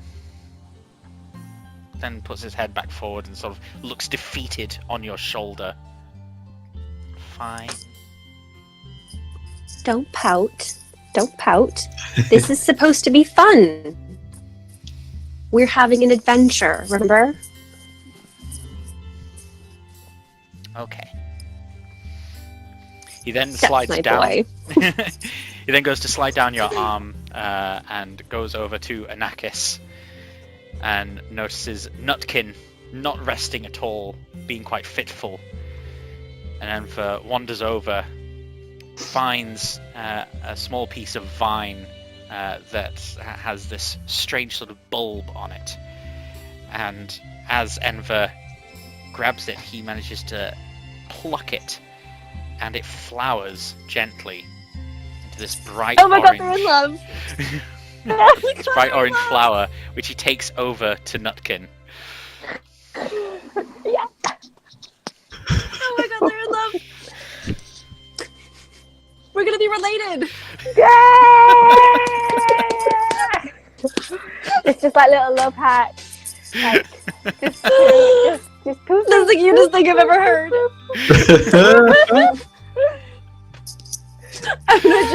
I'm gonna just go, no, I'm not gonna cry. That's adorable. I'll go back I'll go walk. I'll end not their moment. Don't. All right. Start breaking up a little bit there, Laura. I think you're overloading your own broadband. So the rest of your watch goes uneventfully as far as noises or movements going on in the room, and for the sake of expediency, that will be the same with everyone else's watch as they take over. So you get your full long rest. There were no interruptions as you rested, but it will have been just getting into late afternoon, dusk when you started, and so it is early hours of the morning. It is cooler in the library room now, but you're awake, you're ready to go. Building a campfire is proving difficult in this sort of environment, and so you'll likely need to just dip into rations, just eat dry food. Can I retcon that when I was on my my watch with Amy, I wanted to go off and look for new boots while I was just kind of leave Amy to watch. I wanted to investigate the room as well whilst I was on my watch.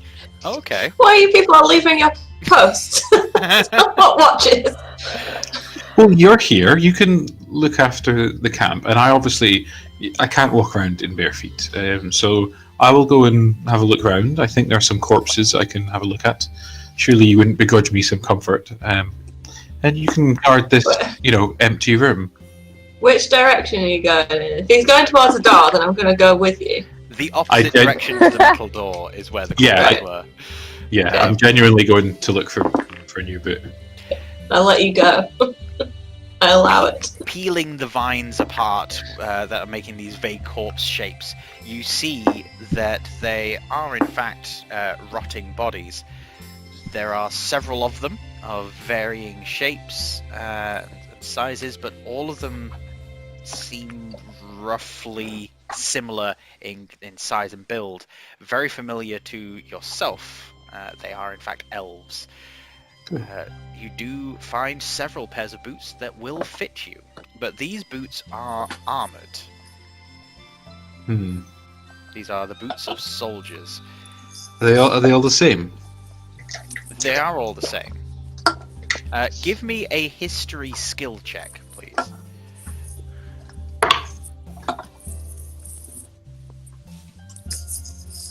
Um,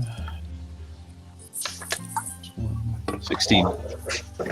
These are ancient elves indeed. This armor has been out of date for centuries. Belonging to several clans as well. Some to the Tackintires, some to the Edels. Are the boots... Are they stylish in any way, or are they just purely functional? They are elven boots, so they are certainly stylish. Okay. Yeah. They have metal plating built into leather. So it's like plated, studded leather boots. They are flexible enough to allow the full range of movement. They don't give you any extra armor bonus or anything, because they're just on your feet. But they're also slightly plated to deflect the majority of blows if something ever did hit there. They've also got reinforced soles with very good grip. The elven soldiers are designed to be very mobile and able to fight on a variety of terrain. Okay. So I'll discard both my boots, and I'll take whatever looks like the best pair, the most intact pair. Give them a kind of a rudimentary clean as well as I can, and then put them on. Excellent. When he returns, Can I notice these and ask if the people he got these off, whether they were wearing plate armor or not? They were not in plate armor, they were in scaled armor. Is that better than whatever I have? Where's my thing? Chainmail. Is it better than chainmail? Scale mail is not better than chain mail. Is it chain mail or a chain shirt you've got? It says chainmail.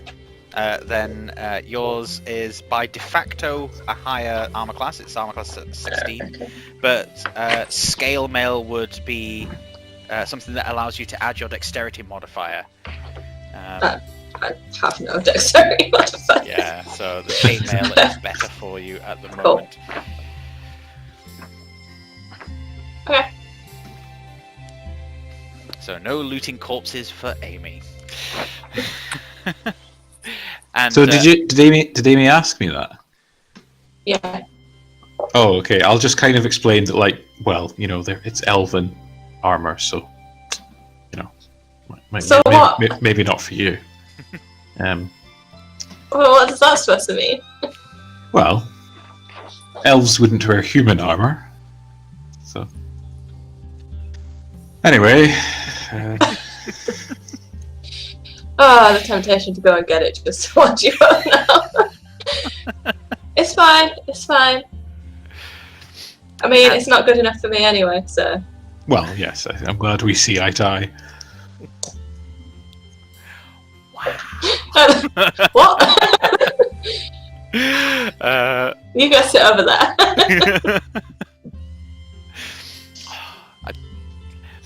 There are times where I'm like, I like Airden. And then there are other times where I'm like, Aiden's a bit of a... Anakis, when it comes time for your watch, you wanted to go and investigate this room a bit. Yeah. I want to see if I can find anything any herbs, any medicinal stuff, anything that might help me figure out where crystals could be located. Because are we in the library right now? Yes.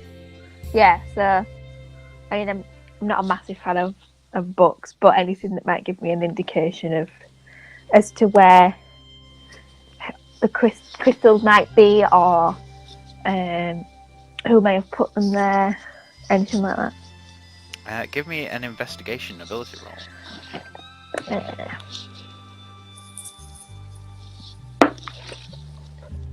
Oh, 6. Oh. 6. You find that there are a few books that start to make mention of crystals, and you become engrossed in them, trying to find any details that you can. The details that you manage to dig up are things that you already know as a druid, that these crystal towers are all over the world, that they contain great magical energies, and that wizards will often build towers and castles to protect them around about them, that they're often where the seats of empires are, and that they're highly sought after. But whether or not one is here and how to find one, didn't find any information. Can I cast, I sort of give up, but as a last resort, cast locate object? Ooh. At 2nd level. I'm just gonna double check the details that I need to provide to you with locate object then. So with that, I need to tell you. So describe or name an object that is familiar to you. You sense the direction to the object's location, as long as that object is within 1,000 feet of you. Alternatively, the spell can locate the nearest object of a particular kind, such as a certain kind of apparel, jewellery, furniture, tool, or weapon.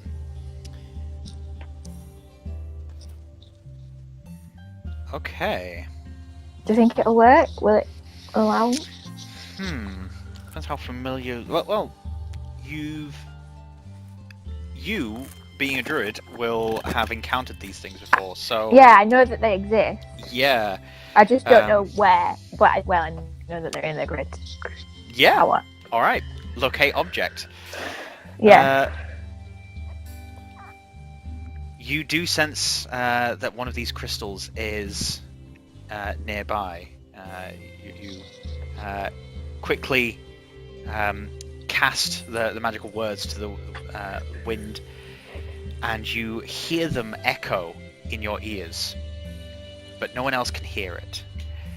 And as you turn your head, the volume of your magical phrase, Vintakus, just echoing over and over in your ears, gets louder when you point your head in a particular direction, and it gets piercingly loud at a certain point, at which point the sound then sort of disappears into this low-level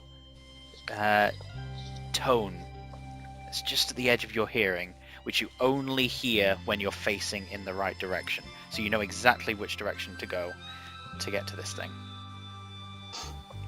I will go in said direction. Okay. I didn't know where it is. This was cast just as your watch was ending, after you'd spent a lot of time investigating through books, and after 3 hours realised, you know what, can't get anything from this. So everyone else will be awake, and you'll note that Anakis is heading towards the barricade that you've set up, blocking the way to the metal sheet. Yeah. Where are you going? Yeah, where are you going? My tingly senses tell me that we need to go through this door. Sorry? Pronto. We need to go in this direction. Through the barrier? Yeah.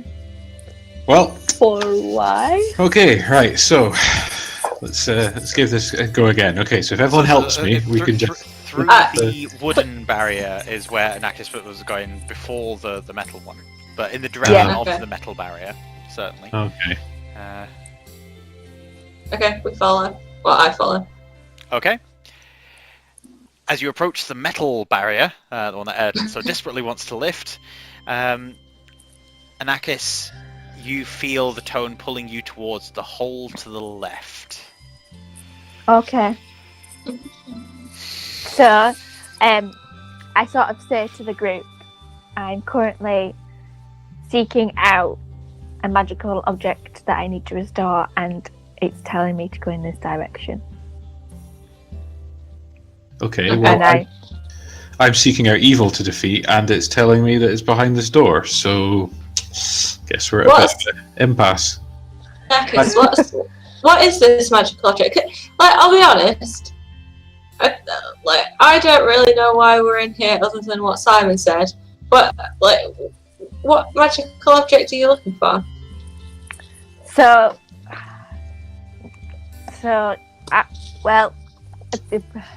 I'm currently looking for something that will restore the natural order to the current the current environment. There is an imbalance, and there's certain magical object, I believe, is a crystal, and this crystal needs to be restored to its former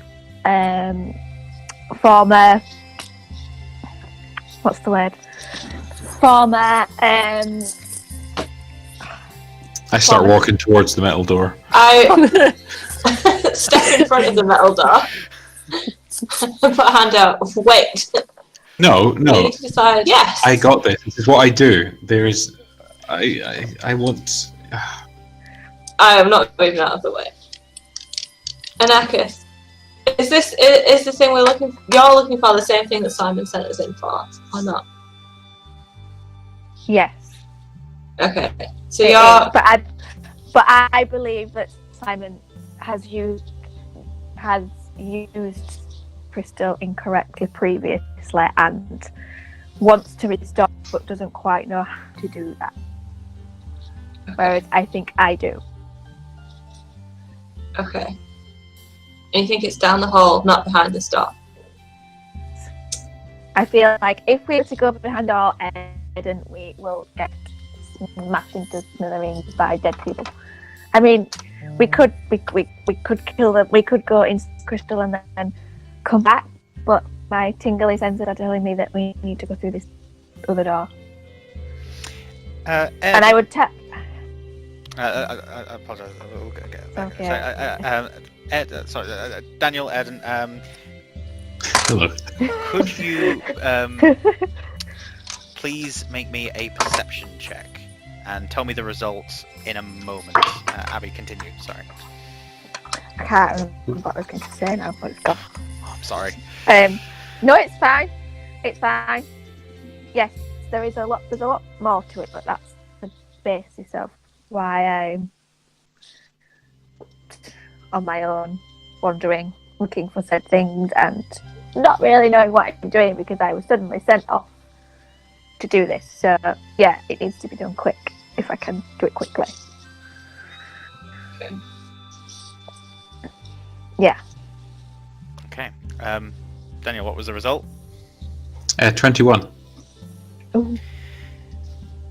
You've noticed that water has begun pooling around Amy's feet, and that there is a straining sound against the metal, and the banging has stopped.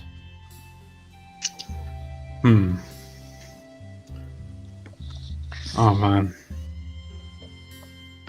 I don't know what Airden would do.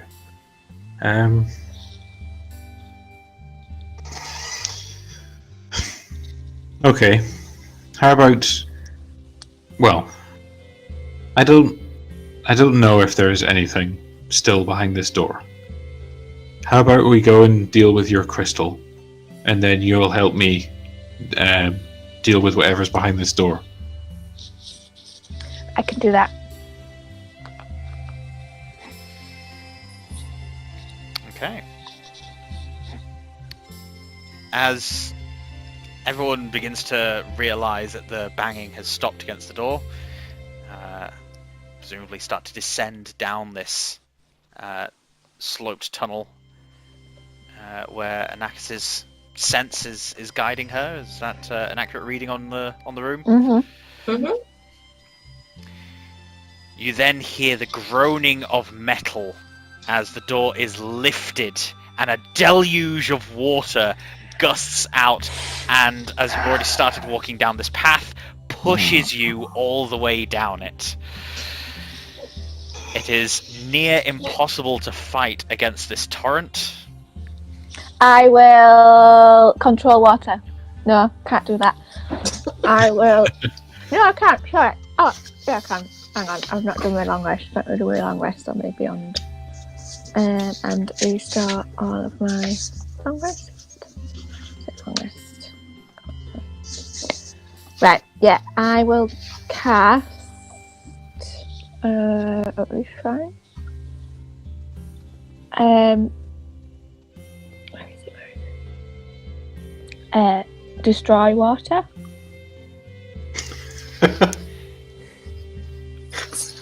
All right. Yeah. So I can destroy up to 10 gallons of water. It says in an open container within range. Yeah. As you complete the incantation of the spell, which you quickly dig into your pocket, get a few grains of dust and sand, and toss it at the water, which creates a massive explosion. Spray goes over and around you as the water spreads either side, continuing down the tunnel, and you destroy 10 gallons of the stuff, which is then immediately followed by more gallons of this water, pushing you down the tunnel. There was unfortunately more than 10 gallons. Can I then cast shape water? Which, yeah, can I? It's a cantrip. Mm-hmm. You can choose any area of water that you see within the range and that fits within a 5-foot cube. Oh, okay, never mind. No, ignore that. Never mind. You could make it go around you, but not everyone. Huddle in, guys, huddle in. Group hug. Well, we could try it. We might be ready to try. The water, unfortunately, given all the time of you casting everything, has pushed you all down this tunnel, sliding to the side. You bash into the rocky walls a few times. You get bumps and bruises, but no real damage. And then the tunnel splits. Some of you going down one tunnel, some of you down another. And as Anakis is being dragged down one tunnel, Nutkin loses control of the flower and goes down the opposite tunnel. Oh, I thought I was going to lose Nutkin. You flow very quickly down a few more tunnels, a few twists and bends. You notice a few flashes of light from up above you, holes through to the ground above. You travel for what seems to be about 2 minutes, and then you are all ejected out of spouts and into a pool in a gigantic cavern. Oh. As you then bring yourselves all up to the surface, you notice that you are all together, that there are several spouts with this water coming out, and that you are in a dip in a cave that is covered in vines that is just now collecting this water. Clean water? No. Oh, of course not. Of course it's not. Of course it's not clean water. Of course it's not clean water. I just ask this for, I think, everyone, including people watching at home. Is Nutkin with us? Did Nutkin get pushed into the same big bit of water? Nutkin is in the same big bit of water. I grab him, I put him on the head. It's okay, baby,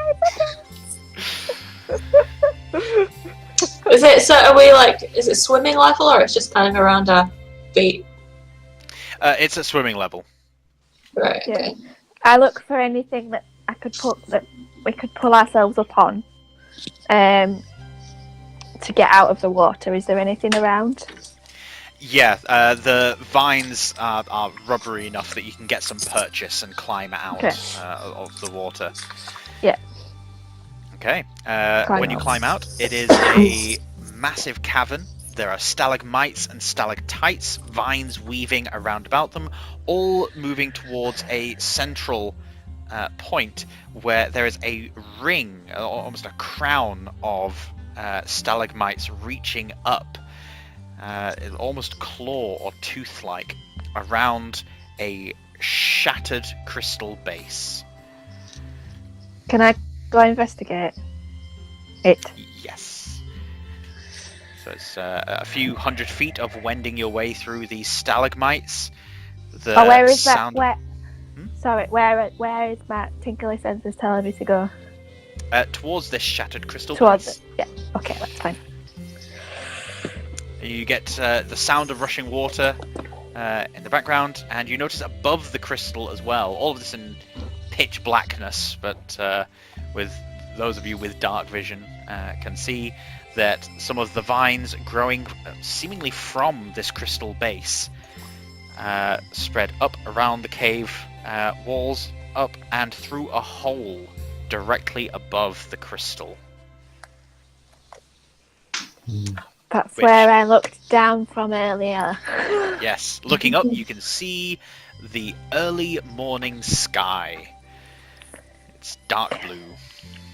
Is it quite dark in here, or have we got the natural light coming from up in here? There's not enough natural light to produce anything in the way of detailed light, so Can it's I- dark vision alone that's allowing you to see. Yeah. What is there anything else that I can see? Approaching the crystal base, you see that there is a small metal ring on the ground, that this crystal monolith has been shattered, almost exploded. There are pieces all over the place, but the base of it seems to be intact, but it is dark, and normally these things are green and glowing with vibrant light. I think I might try and cast. What's it called?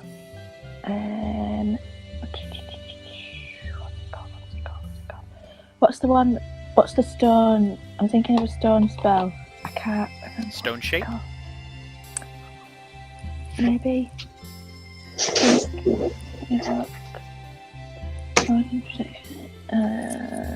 No. While you're looking for that Abby, Yeah. what is everyone else? Did everyone just follow Anakis? Or Yeah, the water, yeah. I Yeah. thought, yeah. Can I pick up some of the pieces of crystal and just put them in my pocket? Yeah. Some of the shattered bits that are just like lying around. Yeah, they range in size from like very small, thin slivers to like, big hunks of rock. Can I investigate? Sorry, go on. No, it's fine. I'll just take a few.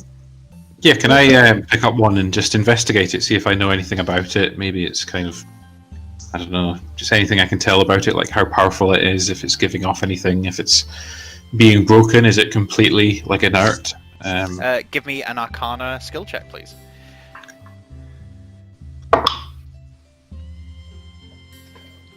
Um, 17.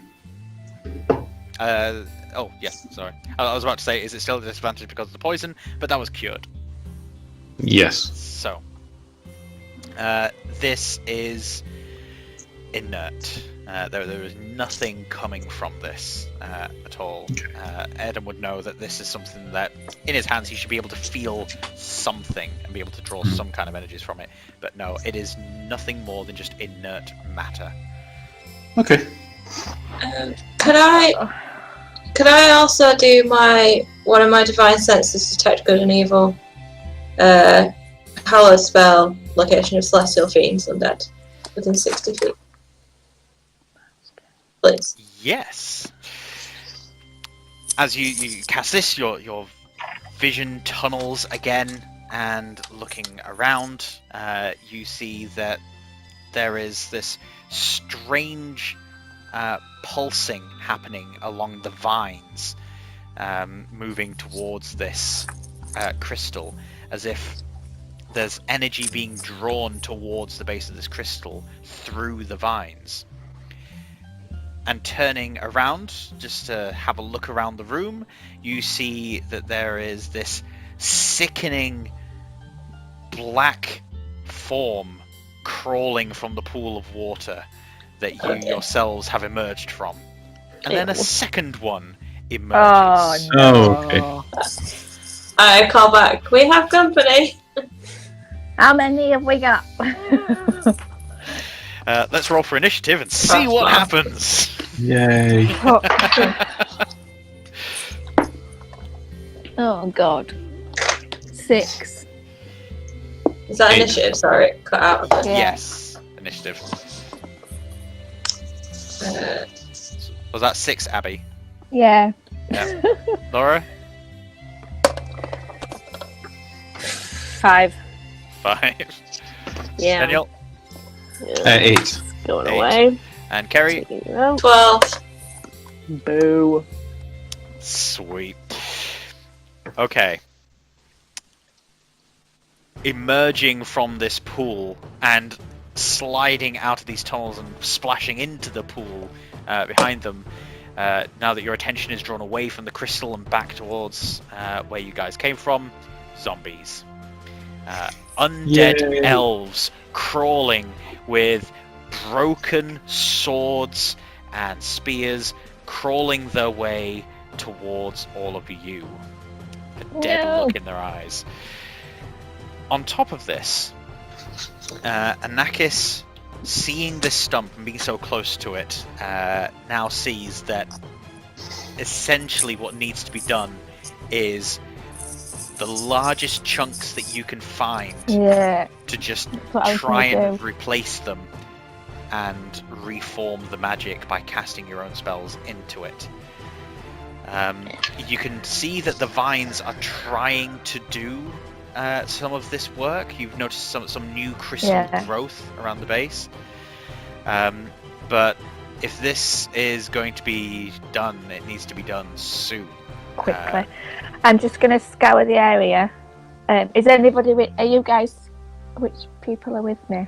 Amy, you're looking at me for bits. Yeah, pretty much. I shout out. I shout out and I say, so for me to do what I need to do, I need all the big bits. Any big or medium bits. Small bits if you can, but big bits. On top of each other over here. And just let's see what happens. And we also need to get these guys. Kill them. I'm 100% attacking the zombies. Yeah. Yeah. So, zombies coming. You've got essentially a jigsaw puzzle of a crystal thing to deal with. So, to clarify, on your turn, you can do pretty much anything that you would normally do, or you could make an intelligence saving throw to see if you could find a piece that fits onto the crystal monolith bit. If you succeed at getting 4 pieces all connected up, Anakis can then make a good honest go at trying to repair the monolith. If the zombies get to it though, there's no telling what would happen. So, beginning at the start of the initiative order, zombies got a 15. They are incredibly slow moving, however, and were just at the edge of your 60-foot range of vision, and so they move towards you slow and shambling. They are now 40 feet away. Can I create control? Can I produce flames? And is the floor dry? Is it wet? What's the floor like? The floor's not bone dry. It's a little damp, especially with your wet footprints and things, but it's not sopping. You'd be able to start a fire on some of the vines. Don't really want to do that. Can I just? I know they're wet, but can I just cast produce flame and fire it at the nearest one? Sure. Kerry's turn is first. You got a 12 with initiative. It's all right. But I mean, it's also coordinating tactics as well. So that's what Abby's planning on doing. Kerry, what about you? So how far away are they? They are 40 feet away. And how many is there? Sorry. You can see clearly 3. I don't know if I'm allowed to speak yet if it's not my turn, but I think Airden would shout. Airden would just shout "They're mine!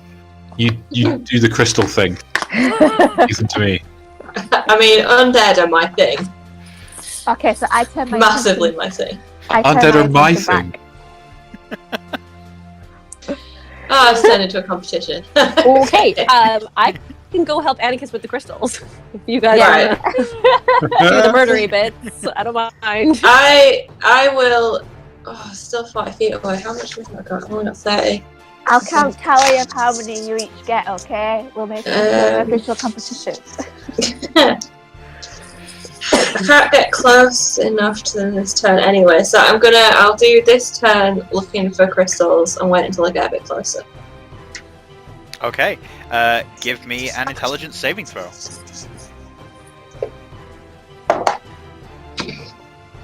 Nah, it's 2.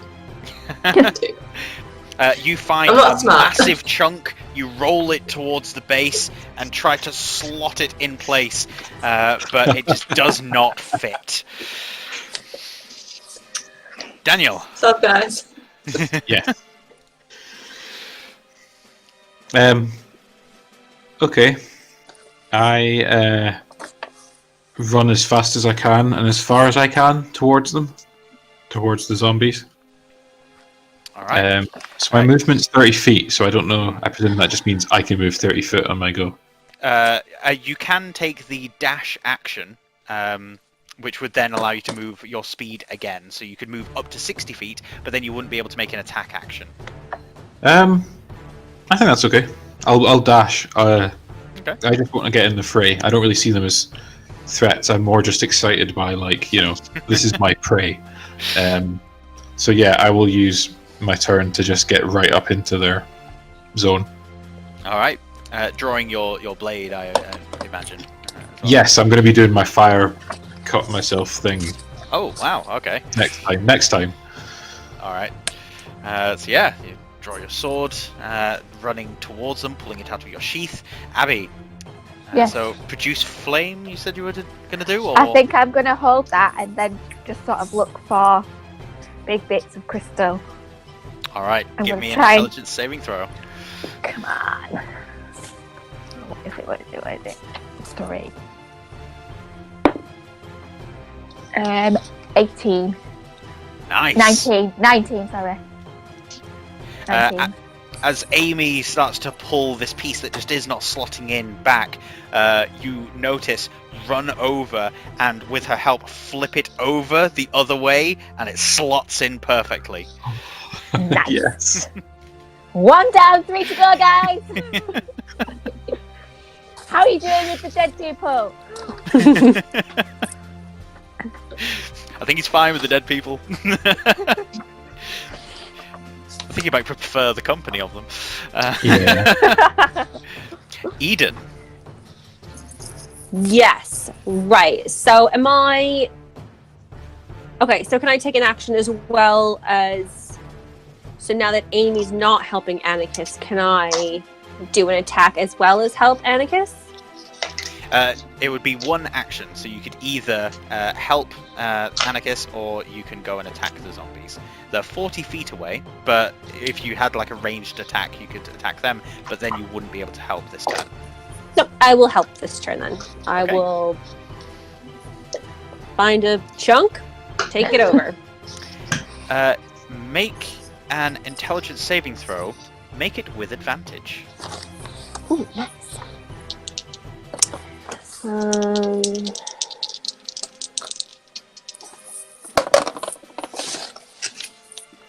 20. Nice. High five. Team horse. Yes. Enver on your shoulder sort of sprouts these leaf-like wings from his back, hovers above you and about 5 feet in front, looking around, and points towards a crystal, swoops down and helps you hoist it up. It's about the size of your torso, and you shift it over and manage to slot it in next to the other one. The two of you working together to find it out, hence the advantage, since you have an intelligent creature helping you. We swoop back around to the zombies, two of which are facing Airden, taking slamming attacks against him, his armor class being 15 that I've got noted down here. So that is 2 hits. Okay.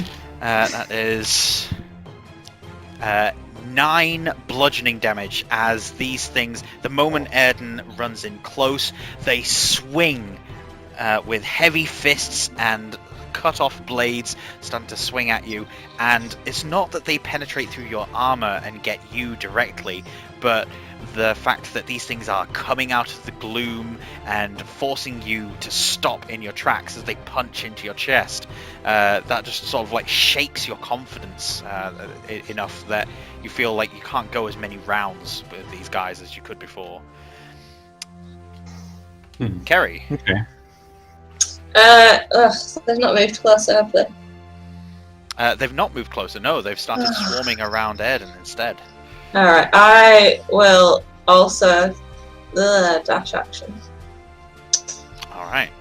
Over there, seeing that I'm not much help in the whole intelligence area. Yeah, I'll dash action over. Let me just see if we've got any. The other option is you could do the aid action, which is you basically defer your go and just give Anakis advantage on her intelligence check. Nah. Nah. Uh, Some zombies. Basically.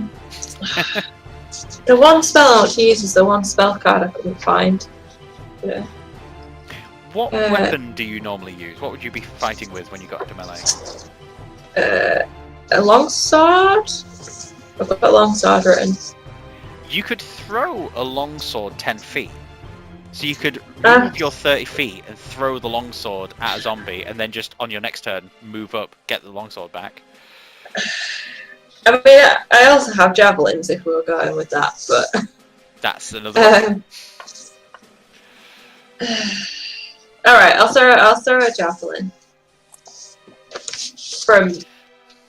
I'll get a bit closer. Still have to be 30 feet away, so if I move 10 feet and then throw it. Right? That's how it works?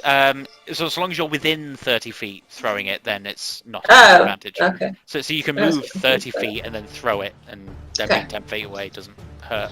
Then I do that. Nice. Okay, so... Weaving through a few of the stalagmites, drawing the javelin back, letting go. 12. And it stabs into the middle of this zombie. How much damage does it do?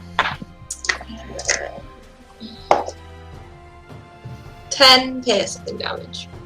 Nice. I rolled the maximum I could possibly do. Great. The javelin goes all the way through. You can hear this loud snap that echoes against a few of the stalagmites as it's obviously penetrated the spine of this elven zombie, and it slumps on the javelin as it clatters to the ground. Is that dead? Yes, it is dead. I shout to Airden, one to me. How many is that, sorry? 1 to Amy. 0 to Airden. That's 0 to Airden. Airden, it is now your go. There's something I've been wanting to use, which is a reaction, so I don't know if it would have happened it happens when a creature falls unconscious or dies within 30 feet of me. So would that have just happened when... Yes, that's just happened now, yeah. Okay. Blood Curse of the Fallen Puppet. As a reaction, when a creature falls unconscious or dies within 30 feet of me, I can make it attack. The creature makes one attack against a target of my choice within its attack range. And... yeah, I'll get it to attack the other zombie. Oh, nice!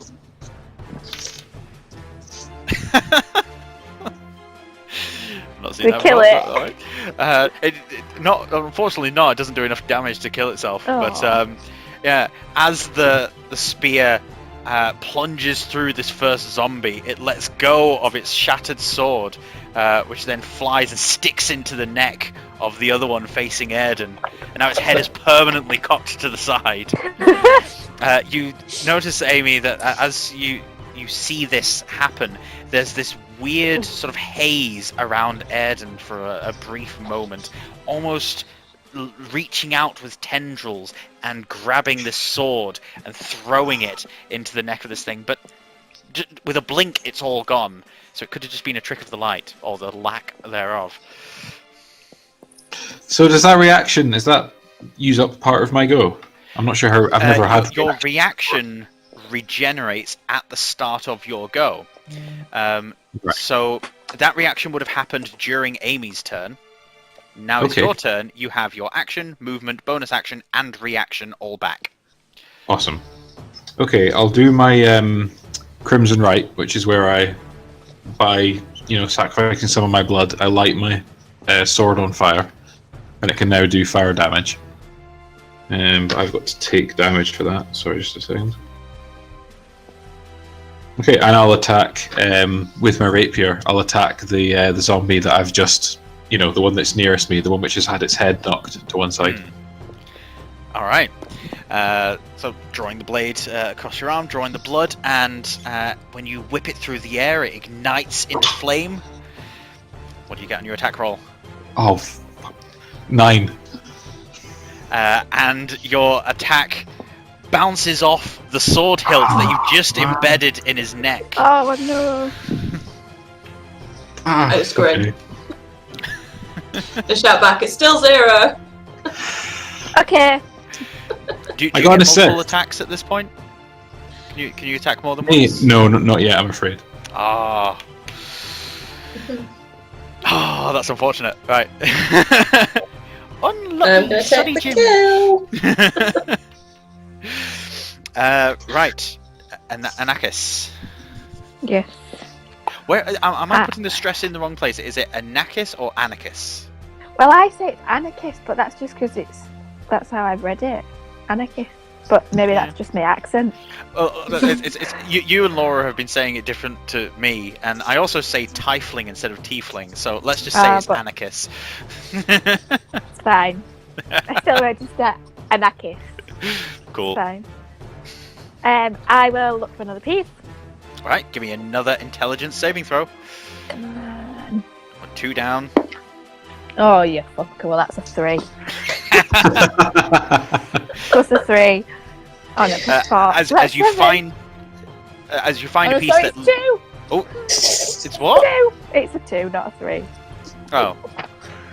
Well, you find a piece that looks like it should fit exactly in the slot that you've got next to this massive chunk, but as you try to pull it, it snags on one of the large teeth stalagmites and snaps when you pull it.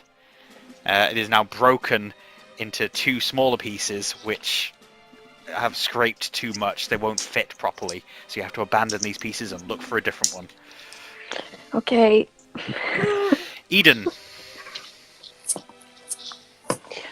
Okay, so can I still help with the crystals? Yes, you can still help with the crystals, or you can go and attack the one zombie that eludes death at the moment. Okay. Right. One zombie. Okay. I can't remember from last time with the zombies. What was it? Poison is not effective against them. Is one that doesn't work. So I got Firebolt or I got Eldritch Blast. Eldritch Blast. That's so basic. Eldritch Blast is so basic. Basic Warlock.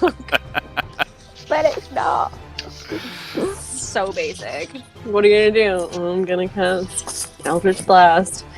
Lame. No, I'm gonna do Firebolt. The last one. And that is 120 feet range, so I should be able to hit it easily. And I roll to attack, yes? Yep. And there are no bonuses to that, is there? 13. To the attack, there are. If it's a spell attack, you get your spellcasting modifier, which for a warlock is 13, charisma, 14, 15, 16, 18, and your then. proficiency modifier as well. 18. 18. That definitely 18 hits. hit. All right. And then, sorry, I don't know if I said I'm going to cast that at level 2.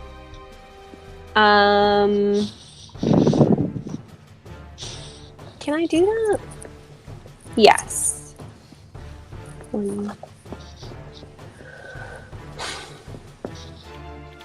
It doesn't say.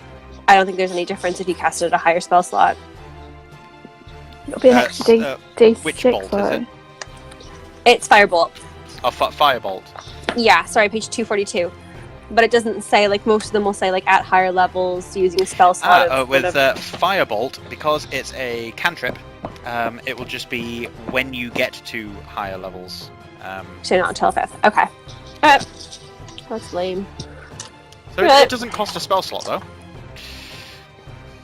It's basically infinitely throw balls of fire. That's also true. Okay. That is 2 damage. Depressing. God, I hate being level 3. I hate it. Soon. The bolt of flame leaves your hand, careens over Airden's shoulder as he moves to the side from his sword swipe, and it strikes exactly in the spot that Airden was going to hit, exploding part of his neck, which forces his head to turn even more to the side and the blade to fall out, but he's still going, moves his arm to swing at Airden. Sure, just go over my keyboard, why don't you? But Airden manages to rally and move back with his blade and cut the hand of this beast before it strikes him. So he managed to parry the blow while also removing his hand and turning his arm into a stump.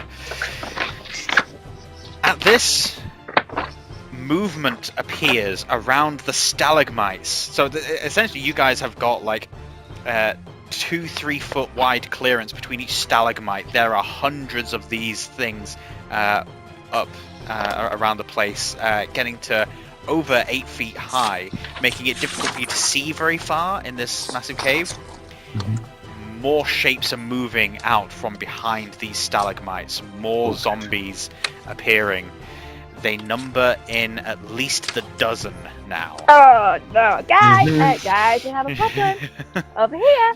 Some of them appearing around near Anakis and Eden.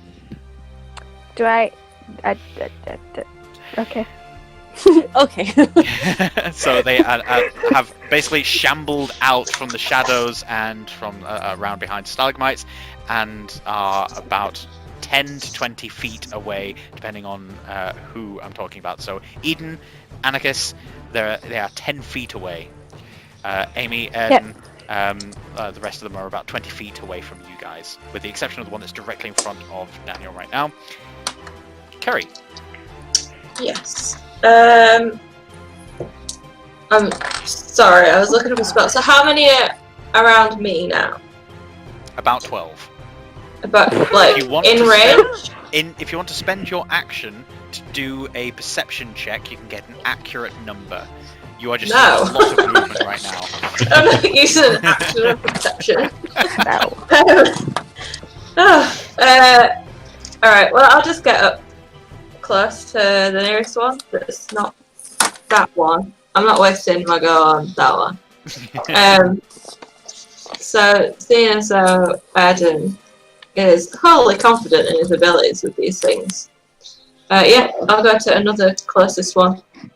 Oh, will that get an attack on me though? No, because you were 10 feet away from the one that's fighting Airden. So you don't have any like immediately next to you. So you can easily like draw your longsword and run up and attack one. Okay, I do that. Alright.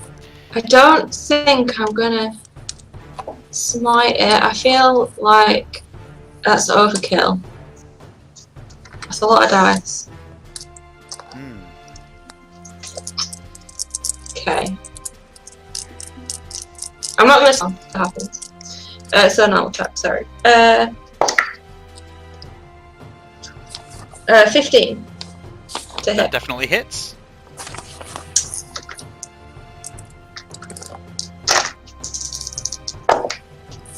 That would be. I don't know why I rolled a d4 with that. I'm reading that thing completely wrong. It's 2 plus 4, not 2 plus a d4. So not d4. 6 damage. 6 damage. Yeah. Okay. Your longsword, were you using it one-handed or? Yeah, one-handed because I have a shield in the other hand. Ah. Right. Okay. You run up to another zombie. Give a little hop up into the air to kick off one of the stalagmites and bring your sword down. You manage to cut through the front of this zombie, splitting open its ribcage, which is like spring-loaded, explodes open.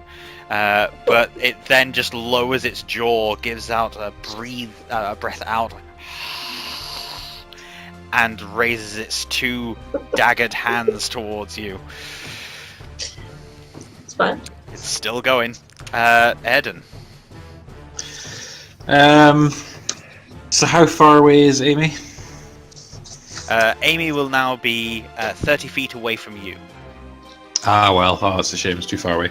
Okay, so the one that's nearest me, I'll just. I take it a cantrip would use up my action. Yeah. Yes. Okay, that's fine. So I just a good old fashioned just attack. I'll just use my rapier and attack the one that's nearest me. Okay. Make the attack roll. Oh, this is much better. 21. Excellent. Yes. That definitely hits. And ooh, this is good. 13 damage plus 3 fire damage. Ah, nice. As more of these things shamble ever closer around you, the swarm starting to encircle, spinning with your sword, the flames jetting out. They light up the faces, eyes, and glinting armor of these creatures surrounding you, and you separate the very, very cocked at this point head from the shoulders of the one immediately in front of you, his head flying off into this maddening, deepening crowd. And his body slumps down to the floor with a clatter as the metal clinks against itself. And you notice that you have quite a few of them nearby. Okay. Not that it matters to anyone else, but a cool little thing in my Bloodhunter thing is if I kill something, I get health back. Nice. So, yeah. Being creepy, but yeah, nice. Yeah. Killing makes me stronger. Pumping that iron, that's what you're doing. Anakis. I would like to cast Ice Knife on how many... So it's within it's a 5-foot range. In fact, no, I will cast... I've just had it. I'm going to cast Thunder... Is it Thunder Wave? The one that pushes them away? Yeah. Yes, Thunder Wave. Yeah, it's Thunder basically Wave. like a big cube of force that you create in front of you. The saving throw is 13. It says each creature in a 15-foot cube originating from you must make a Constitution saving throw. On a failed save, a creature takes 2d8 thunder damage, and it is pushed 10 feet away from you. On a successful save. They failed. I got a 2. How many am I? You'll be able to catch in a 15-foot cube. You'll be able to catch 5. Oh, nice. Okay. They're not tightly packed together. It's still better than... Better than no. Come on, baby. Oh, nice. 9 points of damage. 9 to each of them. So as you stretch your hands out, yell a magic word, and slam your hands together, the air forcing its way out and exploding in front of you, it snaps a couple of the stalagmites into a few pieces, along with zombies getting forced all the way back and clattering, the bones shattering as they hit against the stone floor. I didn't add my spell. Oh no, ignore me. It's fine. Carry on. Sorry. It's alright. But they are dead. Nice. Fuck. How many was that? That was 5. Oh, for fuck's sake! I think Airden shouts that out in character, out loud. He just screams like, "For fuck's sake!" I love that the effort that Airden has gone into to kill one.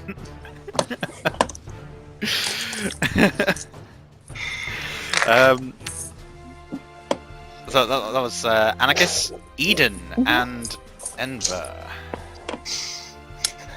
Right. Where's the next biggest thing? So yeah, there's several big chunks nearby, but there are some zombies starting to get a little close as well. Right. I want to do Cloud of Daggers. So that's a cube 5 feet on each side, centered on a point you choose within range. So I know we don't have like a dungeon tiles or anything, but like I want to be able to. I'm going to center it wherever I can hit the most zombies. So however many that is, wherever that is, or like where they're coming towards. Yeah. Well, seeing it as the section in this cave where the crystal monolith is sort of encircled by these teeth, they do need to like walk between these massive stone teeth to get to you. So yeah, you could set it between a couple of these. To catch one as it's walking through, but basically you'd be able to catch one at the moment of casting, and more will presumably filter through that same spot. Okay. Yeah, I say 5 feet isn't very big, is it? No. 5 feet by 5 feet, it's not very big. Yeah. Okay, I'm gonna try and judge best where it kind of looks like they're coming through for as many of them to hit the cloud of daggers as possible. Okay. Like that. Yeah. It's hard without seeing it. You know what I mean? Where like you can't. It's hard to say where you would put the center of a spell without having. Yeah. So you pull from a small pouch to your side a small sliver of glass, which you can see clearly in front of you. You hold it upright, whisper a word, and twist it so that you just see it on its edge. And as you do this quick flick twist, the zombie that puts one hand up against one of these teeth to drag itself forward then stops still for a moment. Roll for the damage. It's 4d4. 44.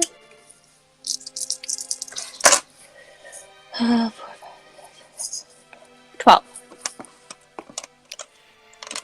And it stays standing there for a moment.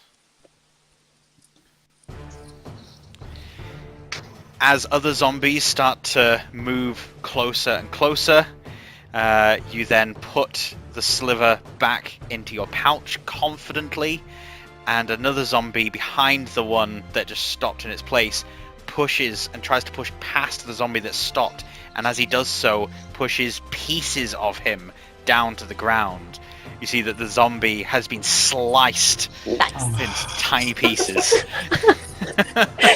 Can I be like, Airden, look! Why don't you try this?